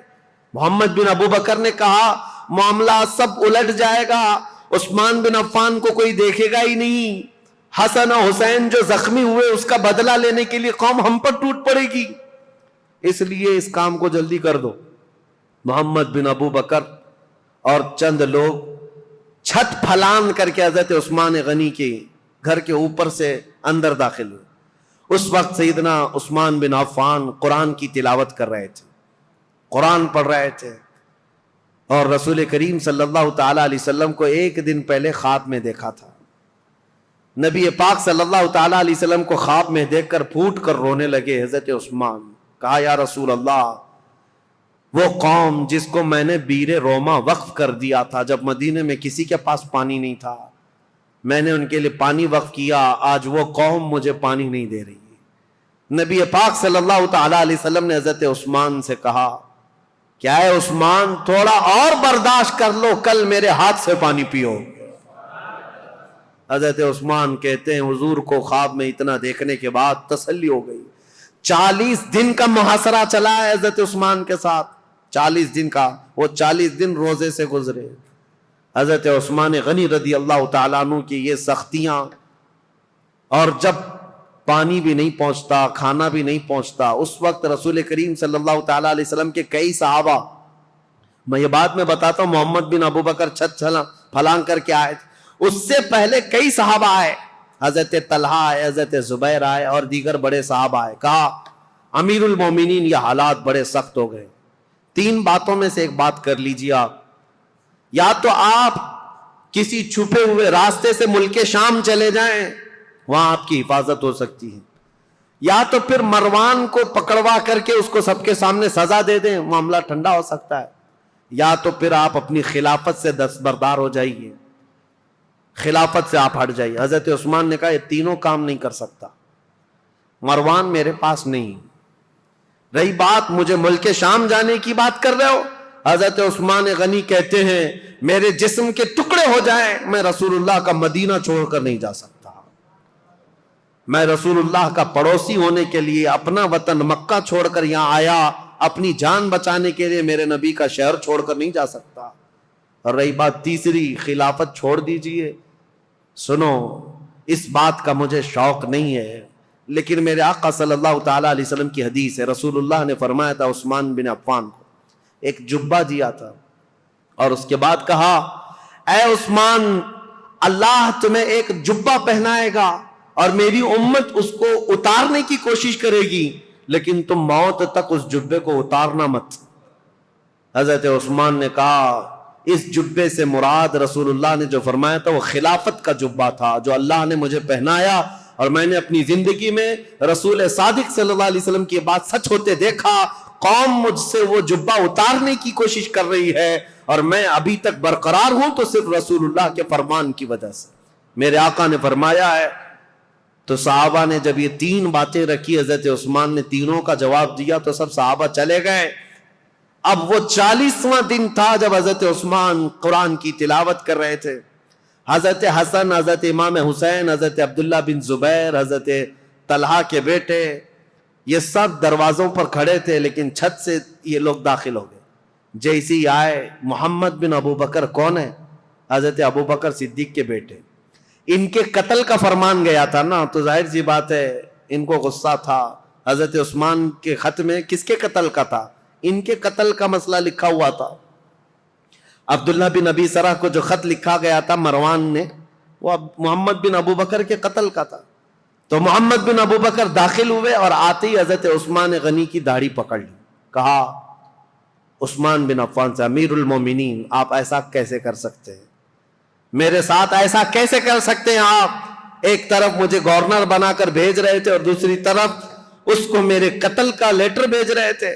حضرت عثمان نے نہیں کچھ نہیں کہا اے محمد اگر تیرے باپ یہ حرکت کرتے ہوئے دیکھتے تو زندہ نہیں بچتا۔ وہ ڈر گئے محمد بن ابو بکر، کیونکہ حضرت ابو بکر صدیق اگر دیکھ لیتے اس بات کو، حضرت عثمان نے صرف اتنا جملہ کہا اگر تیرے باپ ہوتے تو میری داڑھی تک تیرا ہاتھ نہیں آ سکتا تھا۔ تو حضرت محمد بن ابو بکر ان کے ہاتھ پر کانپنے لگ گئے، پیچھے ہو گئے، اور اس کے بعد دروازے پر جا کر زور زور سے توبہ کرنے لگے، مجھ سے کیا ہو گیا، اور گھر سے باہر نکل کر کے آئے۔ لیکن حضرت محمد بن ابو بکر کے ساتھ جو مصر کے دو بلوائی آئے تھے، انہوں نے اپنے نیزے سے حضرت عثمان کے سینے پر مار کر کے ان کو شہید کیا۔ انا للہ و انا الیہ راجعون۔ سیدنا عثمان بن عفان رضی اللہ تعالیٰ عنہ کو جس وقت شہید کیا گیا، آپ کا خون نکل کر کے قرآن کے ورقوں پر پڑا تھا، اور جس آیت پر پڑا تھا وہ یہ تھی فَسَيَكْفِيكَهُمُ اللَّهُ، اللہ ان لوگوں کے لیے کافی ہو جائے گا، اللہ ان کے لیے کافی ہو جائے گا۔ صبغۃ اللہ ومن احسن من اللہ صبغہ، اللہ کا رنگ سب سے بھاری رنگ ہے، اس سے بہتر رنگ کس کا ہے؟ اس آیت پر وہ خون کے قطرے پڑے تھے۔ وہ قرآن پاک آج بھی ترکی میں موجود ہے، حضرت عثمان غنی کا تلاوت کرنے والا جو قرآن تھا۔ میرے عزیزو، یہاں شہادت عثمان بن عفان ہو گئی۔ اتنا قتل ہوتے ہی آپ کی جو بیوی اس وقت موجود تھی نائلہ، یہ چھت پر کھڑی ہو گئی اور چیخ کر کے لوگوں کو خبر دینے لگی امیر المومنین قتل ہو گئے، امیر المومنین قتل ہو گئے۔ آواز سن کر کے صحابہ تیزی سے دوڑنے لگ گئے مسجد نبوی کے آس پاس، سب صحابہ جمع ہونے لگے۔ حضرت علی کرم اللہ وجہہ الکریم کی بات پھر میں بتاؤں، حضرت علی باہر کہیں گئے ہوئے تھے، آپ کو خبر دی گئی تو سر پٹ دوڑاتے ہوئے گھوڑے کو اس طرح سے مدینے آئے تھے، اور آتے ساتھ سب سے پہلے حضرت علی کرم اللہ وجہہ الکریم نے حضرت عثمان کو قتل ہوتے ہوئے دیکھا تھا، مقتول پڑے ہوئے تھے، تو آتے ساتھ سب سے پہلے حضرت امام حسن کو ایک تماچا لگایا، امام حسین کے سینے میں گھونسا مارا اور کہا کیا میں تم دونوں کو عثمان بن عفان کی حفاظت کے لیے نہیں کھڑا کیا تھا؟ دونوں شہزادے رو پڑے اور کہا بابا جان ہم نے ان کی حفاظت میں کوئی کمی نہیں کی، یہ بلوائیوں نے چھت کو پھاڑ کر کے حضرت عثمان کے گھر میں داخلہ لیا ہے اور ہمیں اس بات کی خبر نہیں تھی، اگر انہیں ہمارے درمیان سے جانا ہوتا تو ہم کسی کو زندہ نہ چھوڑتے۔ حضرت علی کرم اللہ وجہہ الکریم سے دوسرے صحابہ نے کہا آپ اپنے شہزادوں کا مواخذہ نہ کریں، اس لیے کہ یہ سارے اپنی حفاظت کے کام مکمل کما حق ادا کرتے رہے۔ اس کے بعد حضرت محمد بن ابو بکر کو طلب کیا حضرت علی نے، حضرت علی جلال میں تھے، پوچھا محمد بن ابو بکر کہاں ہے، بلایا اور ان کو پکڑ کر کے لائے اور کہا کیسے تم داخل ہوئے؟ کہا یہ میری غلطی تھی، چھت کے اوپر سے میں داخل ہوا۔ کہا تم قاتل ہو عثمان بن عفان کے؟ کہا اللہ کی قسم میں عثمان بن عفان کا قاتل نہیں ہوں، میں بالکل انہیں قتل نہیں کیا۔ جیسے ہی میرے ہاتھ ان کی داڑھی تک گیا انہوں نے میرے باپ کا نام یاد کیا اور مجھے غیرت ایسی آئی کہ میں کھڑا نہ ہو سکا اور ان کے دروازے پر کھڑے ہو کر کے میں نے سچی توبہ کی ہے۔ حضرت علی کرم اللہ وجہہ الکریم نے ان کی باتیں سنی، اتنے پر کافی نہیں، ان کا ہاتھ پکڑ کر گھر میں لے گئے اور امیر المومنین عثمان بن عفان کی جو اہلیہ تھی ان کو طلب کیا، جو زوجہ تھی وہ گھر میں اندر تھی، بلایا اور کہا کیا عثمان بن عفان کے قاتل یہ ہیں؟ ان کی زوجہ نے کہا نہیں، یہ گھر میں اندر آتے ہوئے تو ان کو میں نے دیکھا ہے اور انہوں نے قتل نہیں کیا، یہ جتنی باتیں کہہ رہے ہیں وہ سچ ہے، انہوں نے داڑھی بھی پکڑی تھی، میرے شوہر نے ان سے کہا بھی تھا ابو بکر ہوتے تو یہ نہیں ہوتا، تو یہ چھوڑ کر چلے گئے تھے، یہاں تک کہ حالات کی میں شاہد ہوں کہ یہ چھوڑ کر گھر سے نکل گئے تھے، لیکن ان کے ساتھ دو لوگ آئے تھے مصر کے رہنے والے لوگ، میں انہیں جانتی نہیں، انہیں پہچانتی نہیں، ان دونوں نے قتل کیا ہوگا، ان کے علاوہ کوئی وہاں عینی گواہ نہیں تھا، عینی شاہد نہیں تھا، آئی وٹنس نہیں تھا حضرت عثمان غنی کو قتل ہوتے ہوئے دیکھا ہو کسی نے۔ حضرت علی کرم اللہ وجہہ الکریم باہر آئے، یہ اسلام میں پیدا ہونے والا سب سے پہلا فتنہ تھا۔ حضرت سعد بن ابی وقاص نے کہا اسلام کا دروازہ فتنوں کے لیے کھول دیا گیا ہے، عثمان بن عفان کے قتل کے ساتھ اب یہ دروازہ قیامت تک نہیں بند ہو سکتا۔ فتنوں کا دور جو شروع ہوا ان کے قتل کے ساتھ آج تک چل رہا ہے، اور میں نے عبداللہ بن سبا کا جو نام لیا تھا وہ اس لیے کہ اس نے مولا علی کرم اللہ وجہہ الکریم کی حمایت میں ایک جماعت پیدا کی اور لوگوں کو اکسایا، ورغلایا، اور ایک ایسی جماعت پیدا کی جن کو رافضی کہتے ہیں، غلو کرتے ہیں، وہ صحابہ کو گالیاں دینے لگے، عثمان بن عفان کو گالیاں دینے لگے، اور حضرت علی، حضرت حسنین کریمین کی شان میں غلو کرنے لگ گئے اور گڑ گڑ کر کے نئی نئی حدیثیں بنانے لگ گئے۔ یہ فرقہ جو پیدا ہوا اسلام میں یہ عبداللہ بن سبا کا ڈالا ہوا بیج تھا، اور آج بھی اہل تشیع جو شیعہ حضرات وہ عبداللہ بن سبا کو برا بلا نہیں کہتے، بلکہ اس کا تو بہت بڑا مزار بنایا ہوا، وہ فتین شخص کا بہت بڑا مزار بنایا اور اس کا احترام کرتے ہیں، اس کو برا بلا کہنے بھی نہیں دیتے۔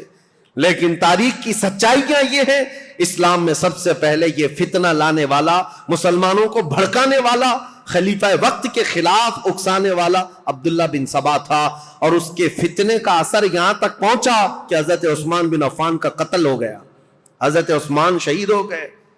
اللہ اکبر، 12 سالہ یہ خلافت کا دور ختم ہوتے ہی اسلام کی ان سرحدوں میں اور ان زمینوں میں ایسا اندھیرا چھا گیا، ایسا اندھیرا چھا گیا کہ اس کے بعد پھر یہ خلافت کا دور جو آگے بڑھا، زیادہ دن تک نہیں، مولا علی کرم اللہ وجہہ الکریم کا دور آیا اور اس کے بعد خلافت راشدہ ختم ہو گئی۔ میرے آقا صلی اللہ تعالیٰ علیہ وسلم کی حدیث ہے الخلافت بعدی 30 ثم الملوک، میرے بعد 30 سال خلافت چلے گی، اس کے بعد بادشاہ آئیں گے، اور اگر آپ کاؤنٹ کریں گے تو یہ چاروں خلفائے راشدین جو ہے ان کی مدت اور ان کا زمانہ ٹوٹل 30 سال کا ہوتا ہے وہ رسول اللہ کے فرمان کے مطابق۔ لیکن ان چاروں خلفاء میں سب سے لمبا زمانہ اگر کسی کو ملا ہے تو عثمان بن عفان کو ملا ہے۔ حضرت عثمان غنی رضی اللہ تعالیٰ عنہ کی عمر مبارک ان کے انتقال کے وقت بعض روایتوں میں 82 ہے، بعض میں 80 ہے، بعض میں 79 ہے، بہرحال. اور ایک روایت تو 90 سال کی ملتی ہے کہ آپ کے انتقال کے وقت آپ کی عمر 90 سال کے قریب تھی. لمبی عمر بھی پائی اور خلافت کا دور بھی لمبا چلا. رسول پاک صلی اللہ تعالیٰ علیہ وسلم نے ان کو اپنی ایک انگوٹھی دی تھی اور کہا تھا کہ اس کو سنبھالے رکھنا، اور اس انگوٹھی کی آپ بہت حفاظت کرتے تھے. اور حضور نے فرمایا تھا جس دن تم سے یہ انگوٹھی ضائع ہو جائے گی، فتنوں کا دروازہ ایسے کھلے گا کہ قیامت تک کوئی اس کو بند نہیں کر سکے گا. حضرت عثمان غنی کی خلافت کے 6 سال ہوئے تھے. مسجد قباء جہاں ہے آج، وہاں ایک کنواں تھا. حضور صلی اللہ علیہ وسلم اکثر وہاں جب تشریف لے جایا کرتے اپنے پیر اس کنویں میں چھوڑ کر بیٹھتے تھے عصر کے بعد. اور صدیق اکبر حضرت عمر کے زمانے میں بھی یہ سنت چلی آ رہی تھی. حضرت عثمان کو بھی یہ پسند تھا حضور کی اداؤں کا. جب آپ کا دور تھا وہ بھی اس کنویں کے پاس جاتے تھے اور اس میں پیر لٹکائے بیٹھتے تھے. ایک بار اس کنویں کے پاس بیٹھے تھے، ہاتھ میں کچھ حرکت کیا، انگوٹھی نکل کر کے اس کنویں میں گر گئی. آپ کی خلافت کے 6 سال ہوئے تھے، اسی وقت یہ واقعہ پیش آیا. اس انگوٹھی کو تلاش کرنے کے لیے پورے کنویں کا پانی خالی کروا دیا، ریت بھی چھنوا دیا، لیکن اس انگوٹھی کو نہ ملنا تھا، نہ ملی. حضرت عثمان نے کہا یہ میرے آقا صلی اللہ علیہ وسلم کی بشارت تھی. اس کے بعد جو فتنے اٹھے، ایسے اٹھے تھے کہ ایک جہجہ غفاری نام کا شخص حضرت عثمان غنی منبر پر کھڑے تھے، مسجد نبوی کے خطبہ دے رہے تھے اور ان کا عصا تھا ہاتھ میں. وہ جہجہ غفاری بیچ خطبے کے دوران کھڑا ہوا، حضرت عثمان غنی کو برا بھلا کہتے ہوئے ان کے ہاتھ سے لکڑی چھین لیا اور گھٹنے پر رکھ کر کے ان کے عصا کو توڑ دیا تھا. سامنے اس طرح کی حرکت کرنے کی کسی کی مجال نہیں تھی، لیکن حضرت عثمان غنی کی نرم مزاجی کا لوگوں نے فائدہ اٹھایا. حضرت عثمان غنی نے کچھ نہیں کہا، منبر سے اتر آئے، کہا اللہ میرے معاملے کے لیے کافی ہے. صحابہ کہتے ہیں وہ جہجہ غفاری لکڑی توڑ کر کے باہر نکلا نہیں تھا کہ اس کے گھٹنے میں سڑن پیدا ہوئی. ایسی سڑن پیدا ہوئی کہ اس کے گھٹنے میں کیڑے پڑ گئے تھے، ہمیشہ پیپ بہتا تھا، اور اسی گھٹنے کے اس سڑن کی بیماری میں ہی اس کی موت ہو گئی.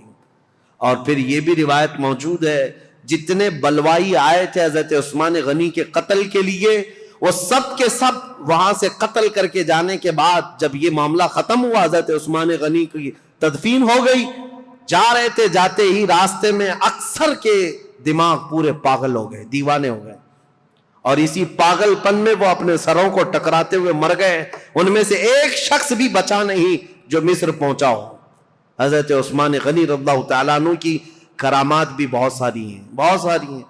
سیدنا عثمان بن عفان رضی اللہ تعالیٰ عنہ یقیناً محبوب خدا تھے، محبوب مصطفیٰ تھے، ان کے بارے میں کوئی بھی کلام نہ کرنے پائے. عزیزان گرامی، آج کے دور کی بات میں آپ کے سامنے رکھ کر گفتگو کو سمیٹتا ہوں. بہت سارے آج ایسے کھٹمل آئے ہوئے ہیں جو سیدنا عثمان بن عفان کی طرف انگلی اٹھاتے ہیں، اور ان کی شہادت کے متعلق میں ایک روایت بتا دوں. ابن عساکر کی روایت ہے اور مسند ابی یعلا کی روایت ہے. حضرت عبداللہ بن عباس نے فرمایا جس کو حضرت عثمان بن عفان کے قتل کی خوشی ہے یا ان کی موت کی خوشی ہے، حضرت عثمان بن عفان کے متعلق بہت بڑی روایت میں پیش کر رہا ہوں. عبداللہ بن عباس فرماتے کہ یہ جو مصر کے لوگ جو قتل کرنے آئے تھے، یہ اگر زندہ رہتے تو حضرت عبداللہ بن عباس دونوں باتیں کیا کہتے ہیں، پہلے یہ بات سن لو. کہتے ہیں اسلام میں سب سے پہلا فتنہ حضرت عثمان کا قتل ہے، اور سب سے آخری فتنہ دجال کا ظاہر ہونا ہے. دونوں فتنوں کو آپ نے برابر کہا ہے تو کتنا بڑا ہوگا ہے عبداللہ بن عباس. اور کہتے ہیں جتنے قتل کرنے کے لیے آئے تھے یہ سب کے سب وہ لوگ ہیں جو آخری فتنہ جو اسلام میں آنے والا ہے دجال کا، یا اس دجال کے پیروکار لوگ ہیں. اور فرمایا کہ اگر کوئی ایسا شخص، عبداللہ بن عباس کی روایت صحیح احادیث میں موجود ہے، ابن عساکر کی روایت میں کہہ رہا ہوں، مسند ابی یعلا کی روایت، فرماتے ہیں کہ جس کو عثمان بن عفان کے قتل کی خوشی ہوئی یا ان کی موت کو سن کر کے خوش ہوا، اگر وہ زندہ رہے گا تو دجال کی فوج میں شامل ہوگا، اور اگر مر جائے گا تب بھی وہ قبر میں دجال کے پیروکاروں میں اٹھایا جائے گا۔ اتنی بڑی وعید ہے۔ ظالموں جو سوشل میڈیا پر آج بکتے رہتے ہیں، پھیلاتے رہتے ہیں، گند پھیلاتے ہیں عثمان بن عفان کے متعلق، اور جانتے ہو انہوں نے ایک نئی چیز بدعت شروع کر رکھی ہے۔ حضرت عثمان غنی کی شہادت کے دن خوشیاں مناتے ہیں، ایک دوسرے کو مبارکبادیاں دیتے ہیں، اور پھر پوچھنے پر یہ کہتے ہیں نہیں ہم ان کی موت کی خوشی نہیں منا رہے، اس دن مولا علی کرم اللہ وجہہ الکریم خلیفہ بنے تھے، اس کی خوشی منا رہے ہیں۔ یہ اور بات ہے عزیزان گرامی، نیتوں کا اللہ مالک ہے۔ اگر مولا علی کرم اللہ وجہہ الکریم کی خلافت کی خوشی ہے تو یقیناً پورے کروڑوں مسلمانوں کو ان کی خلافت کی خوشی ہے، لیکن ساتھ میں اگر حضرت عثمان غنی کی موت کی کوئی خوشی مناتا ہے تو حضرت عبداللہ ابن عباس کے فرمان کے مطابق وہ دجال کے پیروکاروں میں ہے، وہ دجال کی فوج میں شامل ہونے والا شخص ہے۔ اسی لیے اپنی زبانوں کو لگام دو، اپنی عقلوں کو پردے ڈال کر کے جو چاہے بک بک نہ کرو۔ آج یہ محرم کے دور میں یہ بہت ساری چیزیں آئیں گی، سوشل میڈیا میں ابھی بہت سارے گند پھیلانے لگ جائیں گے، یہ تینوں خلفاء کے بارے میں، اور کبھی حضرت امیر معاویہ کے بارے میں، انہوں نے ایسا کیا، انہوں نے ایسا کیا، اور یہ اپنی عاقبت برباد کر رہے ہیں، اپنی آخرت خراب کر رہے ہیں۔ اس لیے رسول اللہ کے صحابہ کے متعلق میرے عزیزوں مجھے اتنا بیان کرنے کے لیے جتنا میں نے بیان کیا آج، یہ بہت ہی احتیاط والی چیز تھی۔ اگر اس میں میری زبان کہیں پر پھسلی ہو، لاکھ مرتبہ میں توبہ کرتا ہوں اللہ کی بارگاہ میں، مولا مجھے معاف کر دے۔ میں استغفار کرتا ہوں مولا مجھے معاف کر دے کہ حضور صلی اللہ تعالی علیہ وسلم کے صحابہ کی تاریخ بتا رہا ہوں، یہ آسان کام نہیں تھا۔ حضرت عثمان کا دور بتانے میں دیگر صحابہ کے بھی معاملات ہیں۔ حضرت ابو ذر غفاری کو انہوں نے معزول کیا، حضرت عمر بن عاص کو معزول کیا، عبداللہ ابن مسعود کو معزول کیا، بڑے بڑے صحابہ ہیں۔ ایک طرف عثمان بن عفان ہے، ایک طرف مولا علی کرم اللہ وجہہ الکریم ہے، یہ سب صحابہ۔ حضرت طلحہ اور زبیر نے حضرت عثمان کے ساتھ جا کر سختی سے کیسے پوچھا تھا کہ یہ خط کس کا ہے، یہ سارے معاملات۔ لیکن اے سنیو، اس مجمع میں، اس پوری تقریر میں میں نے تو بھرپور یہ کوشش کی ہے کسی بھی صحابی کے مقام میں ذرا بھی فرق آنے نہ پائے۔ کیا آپ کو یہ محسوس ہوتا ہے کہ میں نے کسی کو ٹرول کیا ہے، کسی صحابی کے درجے کو گھٹا کر؟ جہاں جس کے مقامات ہیں ہم نے تعظیماً عرض کرنے کی کوشش کی، اس کے باوجود بھی اگر زبان کہیں پھسلی ہے میں لاکھ مرتبہ توبہ کرتا ہوں مولا کی بارگاہ میں۔ کسی بھی صحابی رسول کے متعلق مولا ہماری زبان کھلنے سے پہلے ہمیں موت عطا فرما۔ ہم صحابی رسول کے متعلق وہی عقیدہ رکھتے ہیں جو امت کے کبار علماء، تابعین اور تمام اولیاء کاملین کا عقیدہ رہا ہے۔ صحابہ اکرام کے متعلق جو عقیدہ میرے غوث کا تھا، سیدنا عبد القادر جیلانی کا، ہم وہ عقیدہ رکھتے ہیں۔ انہوں نے یہ فرمایا تھا، صحابی کے درجے کی بات کرتے ہو، وہ صحابہ رسول اللہ کے جو جہاد میں گھوڑوں پر بیٹھ کر جاتے تھے، ان گھوڑوں کے ٹاپ کے نیچے سے جو دھول اڑتی تھی، غوث کا مقام وہاں تک بھی نہیں پہنچ سکتا۔ ہم ان صحابہ کے متعلق اس طرح ادب کی بات کرتے ہیں، لہذا سیدنا عثمان بن عفان کی بات آئے، کسی کی بھی بات ہے، ادب کا پہلو ہمیشہ ملحوظ رکھو، اس لیے کہ کچھ تحقیق کرنے والے بھی اب کیڑے آئے ہوئے ہیں، ریسرچ اسکالر نئے نئے، اور وہ اپنے آپ کو یہ کہتے ہیں ہم انجینئرنگ کرتے ہیں، ڈاکٹرائن کرتے ہیں، اور ان کو ایسا لگتا ہے کہ یہ فیصل بن کر کے بیٹھے ہوئے ہیں۔ کاش یہ حضرت عمر کے زمانے میں ہوتے تو ایک ہی کوڑے میں مر جاتے۔ صحابہ اکرام کے بارے میں فیصلہ لینے کی تمہاری اوقات کیا ہے؟ تمہارا علم کتنا ہے؟ ارے تمہارا کوئی ڈھنگ کا استاد نہیں، گوگل سے پڑھے ہوئے لوگ، ان کا سارا کل ملا کر کے گوگل استاد ہے، اور سب دنیا جانتی ہے گوگل میپ کہاں کہاں لے جا کے چھوڑتا ہے، ویسے ان کو بھی گوگل چھوڑ دیتا ہے۔ اکثر جگہ گاڑی ایسی جگہ پھنستی ہے جہاں پیچھے بھی نہیں آ سکتے، آگے بھی نہیں آ سکتے۔ میں نے دیکھا ہے میرے عزیزو، اسی لیے سینہ بسینہ جو علم چلا ہے اس علم میں برکت ہے۔ آج نوجوانوں کی ایک بڑی تعداد انجینئروں کو، ڈاکٹروں کو، جو نئے نئے دین میں نئے نئے شوشے چھوڑ رہے ہیں، ان کو فالو کرتی ہے اور کہتی ہے یہ تحقیقی بات کر رہے ہیں، فلی ریفرنس کے ساتھ بات کر رہے ہیں۔ ابھی آپ سرچ کریں، میرے ساتھ ایک معاملہ پیش آیا تھا، ایک صاحب آئے، بحث کرنے کے لیے آئے تھے. میں کمرے میں بیٹھا ہوا تھا, میرے سامنے بڑی کتابیں بھی رکھی ہوئی تھی. وہ آئے, کہا کہ کچھ میں آپ سے سوالات کرتا ہوں. وہ اوٹ پٹانگ سوالات کر رہے تھے. میں نے کہا کہ ٹھیک ہے, جواب تو میں آپ کو دوں گا. آپ کو کس سے جواب دوں؟ یہ جو کتاب رکھی ہے بخاری شریف, اگر اس سے میں جواب دوں تو مانیں گے آپ؟ انہوں نے کہا بالکل مانوں گا, میں بالکل مانوں گا, اس پر ایمان ہے. میں نے کہا یہی تو جہالت ہے. یہ کتاب بہار شریعت تھی, وہاں رکھی ہوئی کتاب بہار شریعت اردو کی کتاب ہے. میں نے کہا یہ بخاری شریف سے اگر میں بتاؤں, اس شخص کو یہ تک نہیں معلوم بہار شریعت ہے کہ بخاری شریف ہے. ہروٹ پٹانگ سوالات کرنے آ گئے, گوگل سے لے کر کے آ گئے. عزیزان گرامی وقار, مجھے یہ باتیں اس لیے عرض کرنی پڑ رہی ہے کہ اسی طرح اگر ہماری نسل ان کو فالو کرتی رہ گئی تو پھر یہ نہ جانے کس خطے میں ڈال کر تمہیں چلے جائیں گے, پتہ بھی نہیں. نئی جماعتیں پیدا ہو جائیں گی, نئے فرقے پیدا ہوں گے. کل کو دیکھنا, یہ سوشل میڈیا کے فالوور جتنے بھی نوجوان ہیں, یہ کل کو صحابہ کو گالیاں دینے والے لوگ ہو جائیں گے. میرے آقا صلی اللہ تعالی علیہ وسلم نے فرمایا قیامت کی بڑی نشانیوں میں ایک نشانی حضور نے فرمایا, میری امت میں اخیر زمانہ ایک ایسا آئے گا جن میں چھوٹے لوگ میری امت کے بڑے لوگوں کو گالیاں دیا کریں گے. یہ وہ زمانہ ہے. اکابرین کے بارے میں پوچھتے ہیں, انہوں نے ایسا کیسے کیا, انہوں نے ایسا کیسے کیا. آج میں یہ بات اس لیے عرض کر رہا ہوں, مجھے 1 گھنٹہ بیان کرنے میں پتہ نہیں کتنے پسینے چھوٹ رہے ہیں. اس لیے نہیں کہ گرمی ہے, ڈر کے مارے کہ اتنے صحابہ کا میں نے نام لیا ہے, کہیں کسی کی بے ادبی نہ ہونے پائے, کیونکہ معاملات ان کے درمیان ہوئے ہیں. لیکن تاریخ بتانے کے وقت اگر کسی کو مرتبے سے گرا دیا کہ ان کی یہ حرکت تھی اس کی وجہ سے گرایا, نہیں. عزیزان گرامی وقار, ہمارا یہ منہ ہی نہیں ہے, ہمارا یہ مقام ہی نہیں ہے. صحابہ کرام رضوان اللہ تعالی علیہ مجمعین کے متعلق سوال کرنا بہت دور کی بات ہے. انہوں نے رسول اللہ کو جو ایک مرتبہ اپنی آنکھوں سے دیکھا ہے, پوری کائنات خرچ کر دو اس مقام تک کوئی نہیں پہنچ سکتا. بس یہ شرف صحابیت جو انہیں حاصل ہے.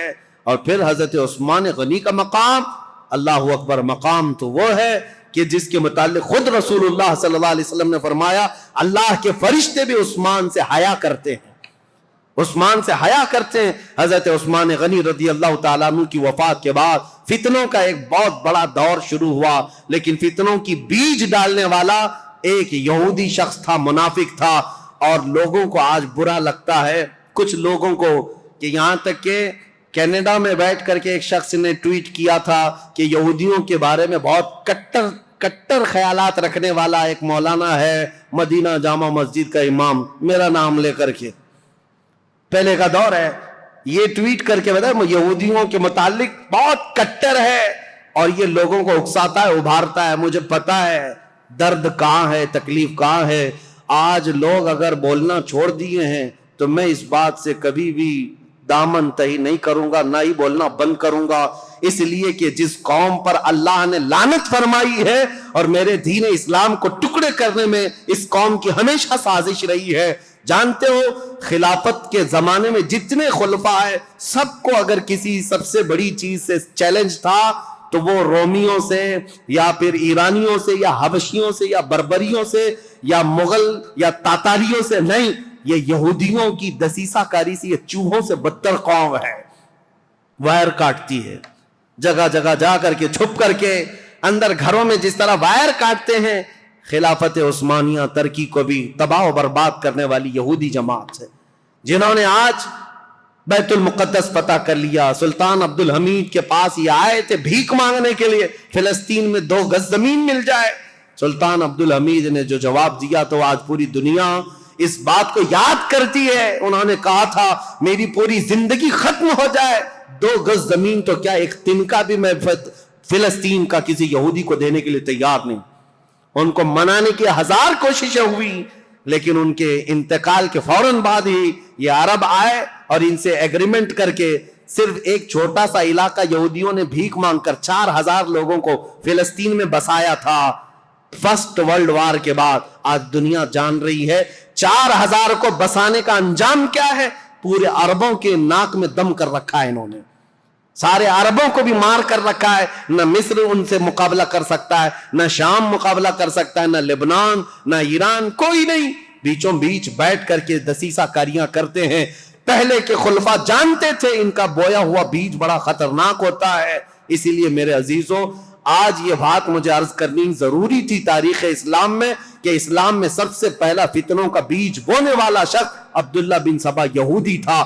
اللہ ہزار لعنت فرمائے اس شخص پر، اور یہودیوں کے فتنوں سے اللہ ہمیں ہمیشہ محفوظ فرمائے۔ وآخر دعوانا ان الحمد للہ رب العالمین۔ السلام علیکم۔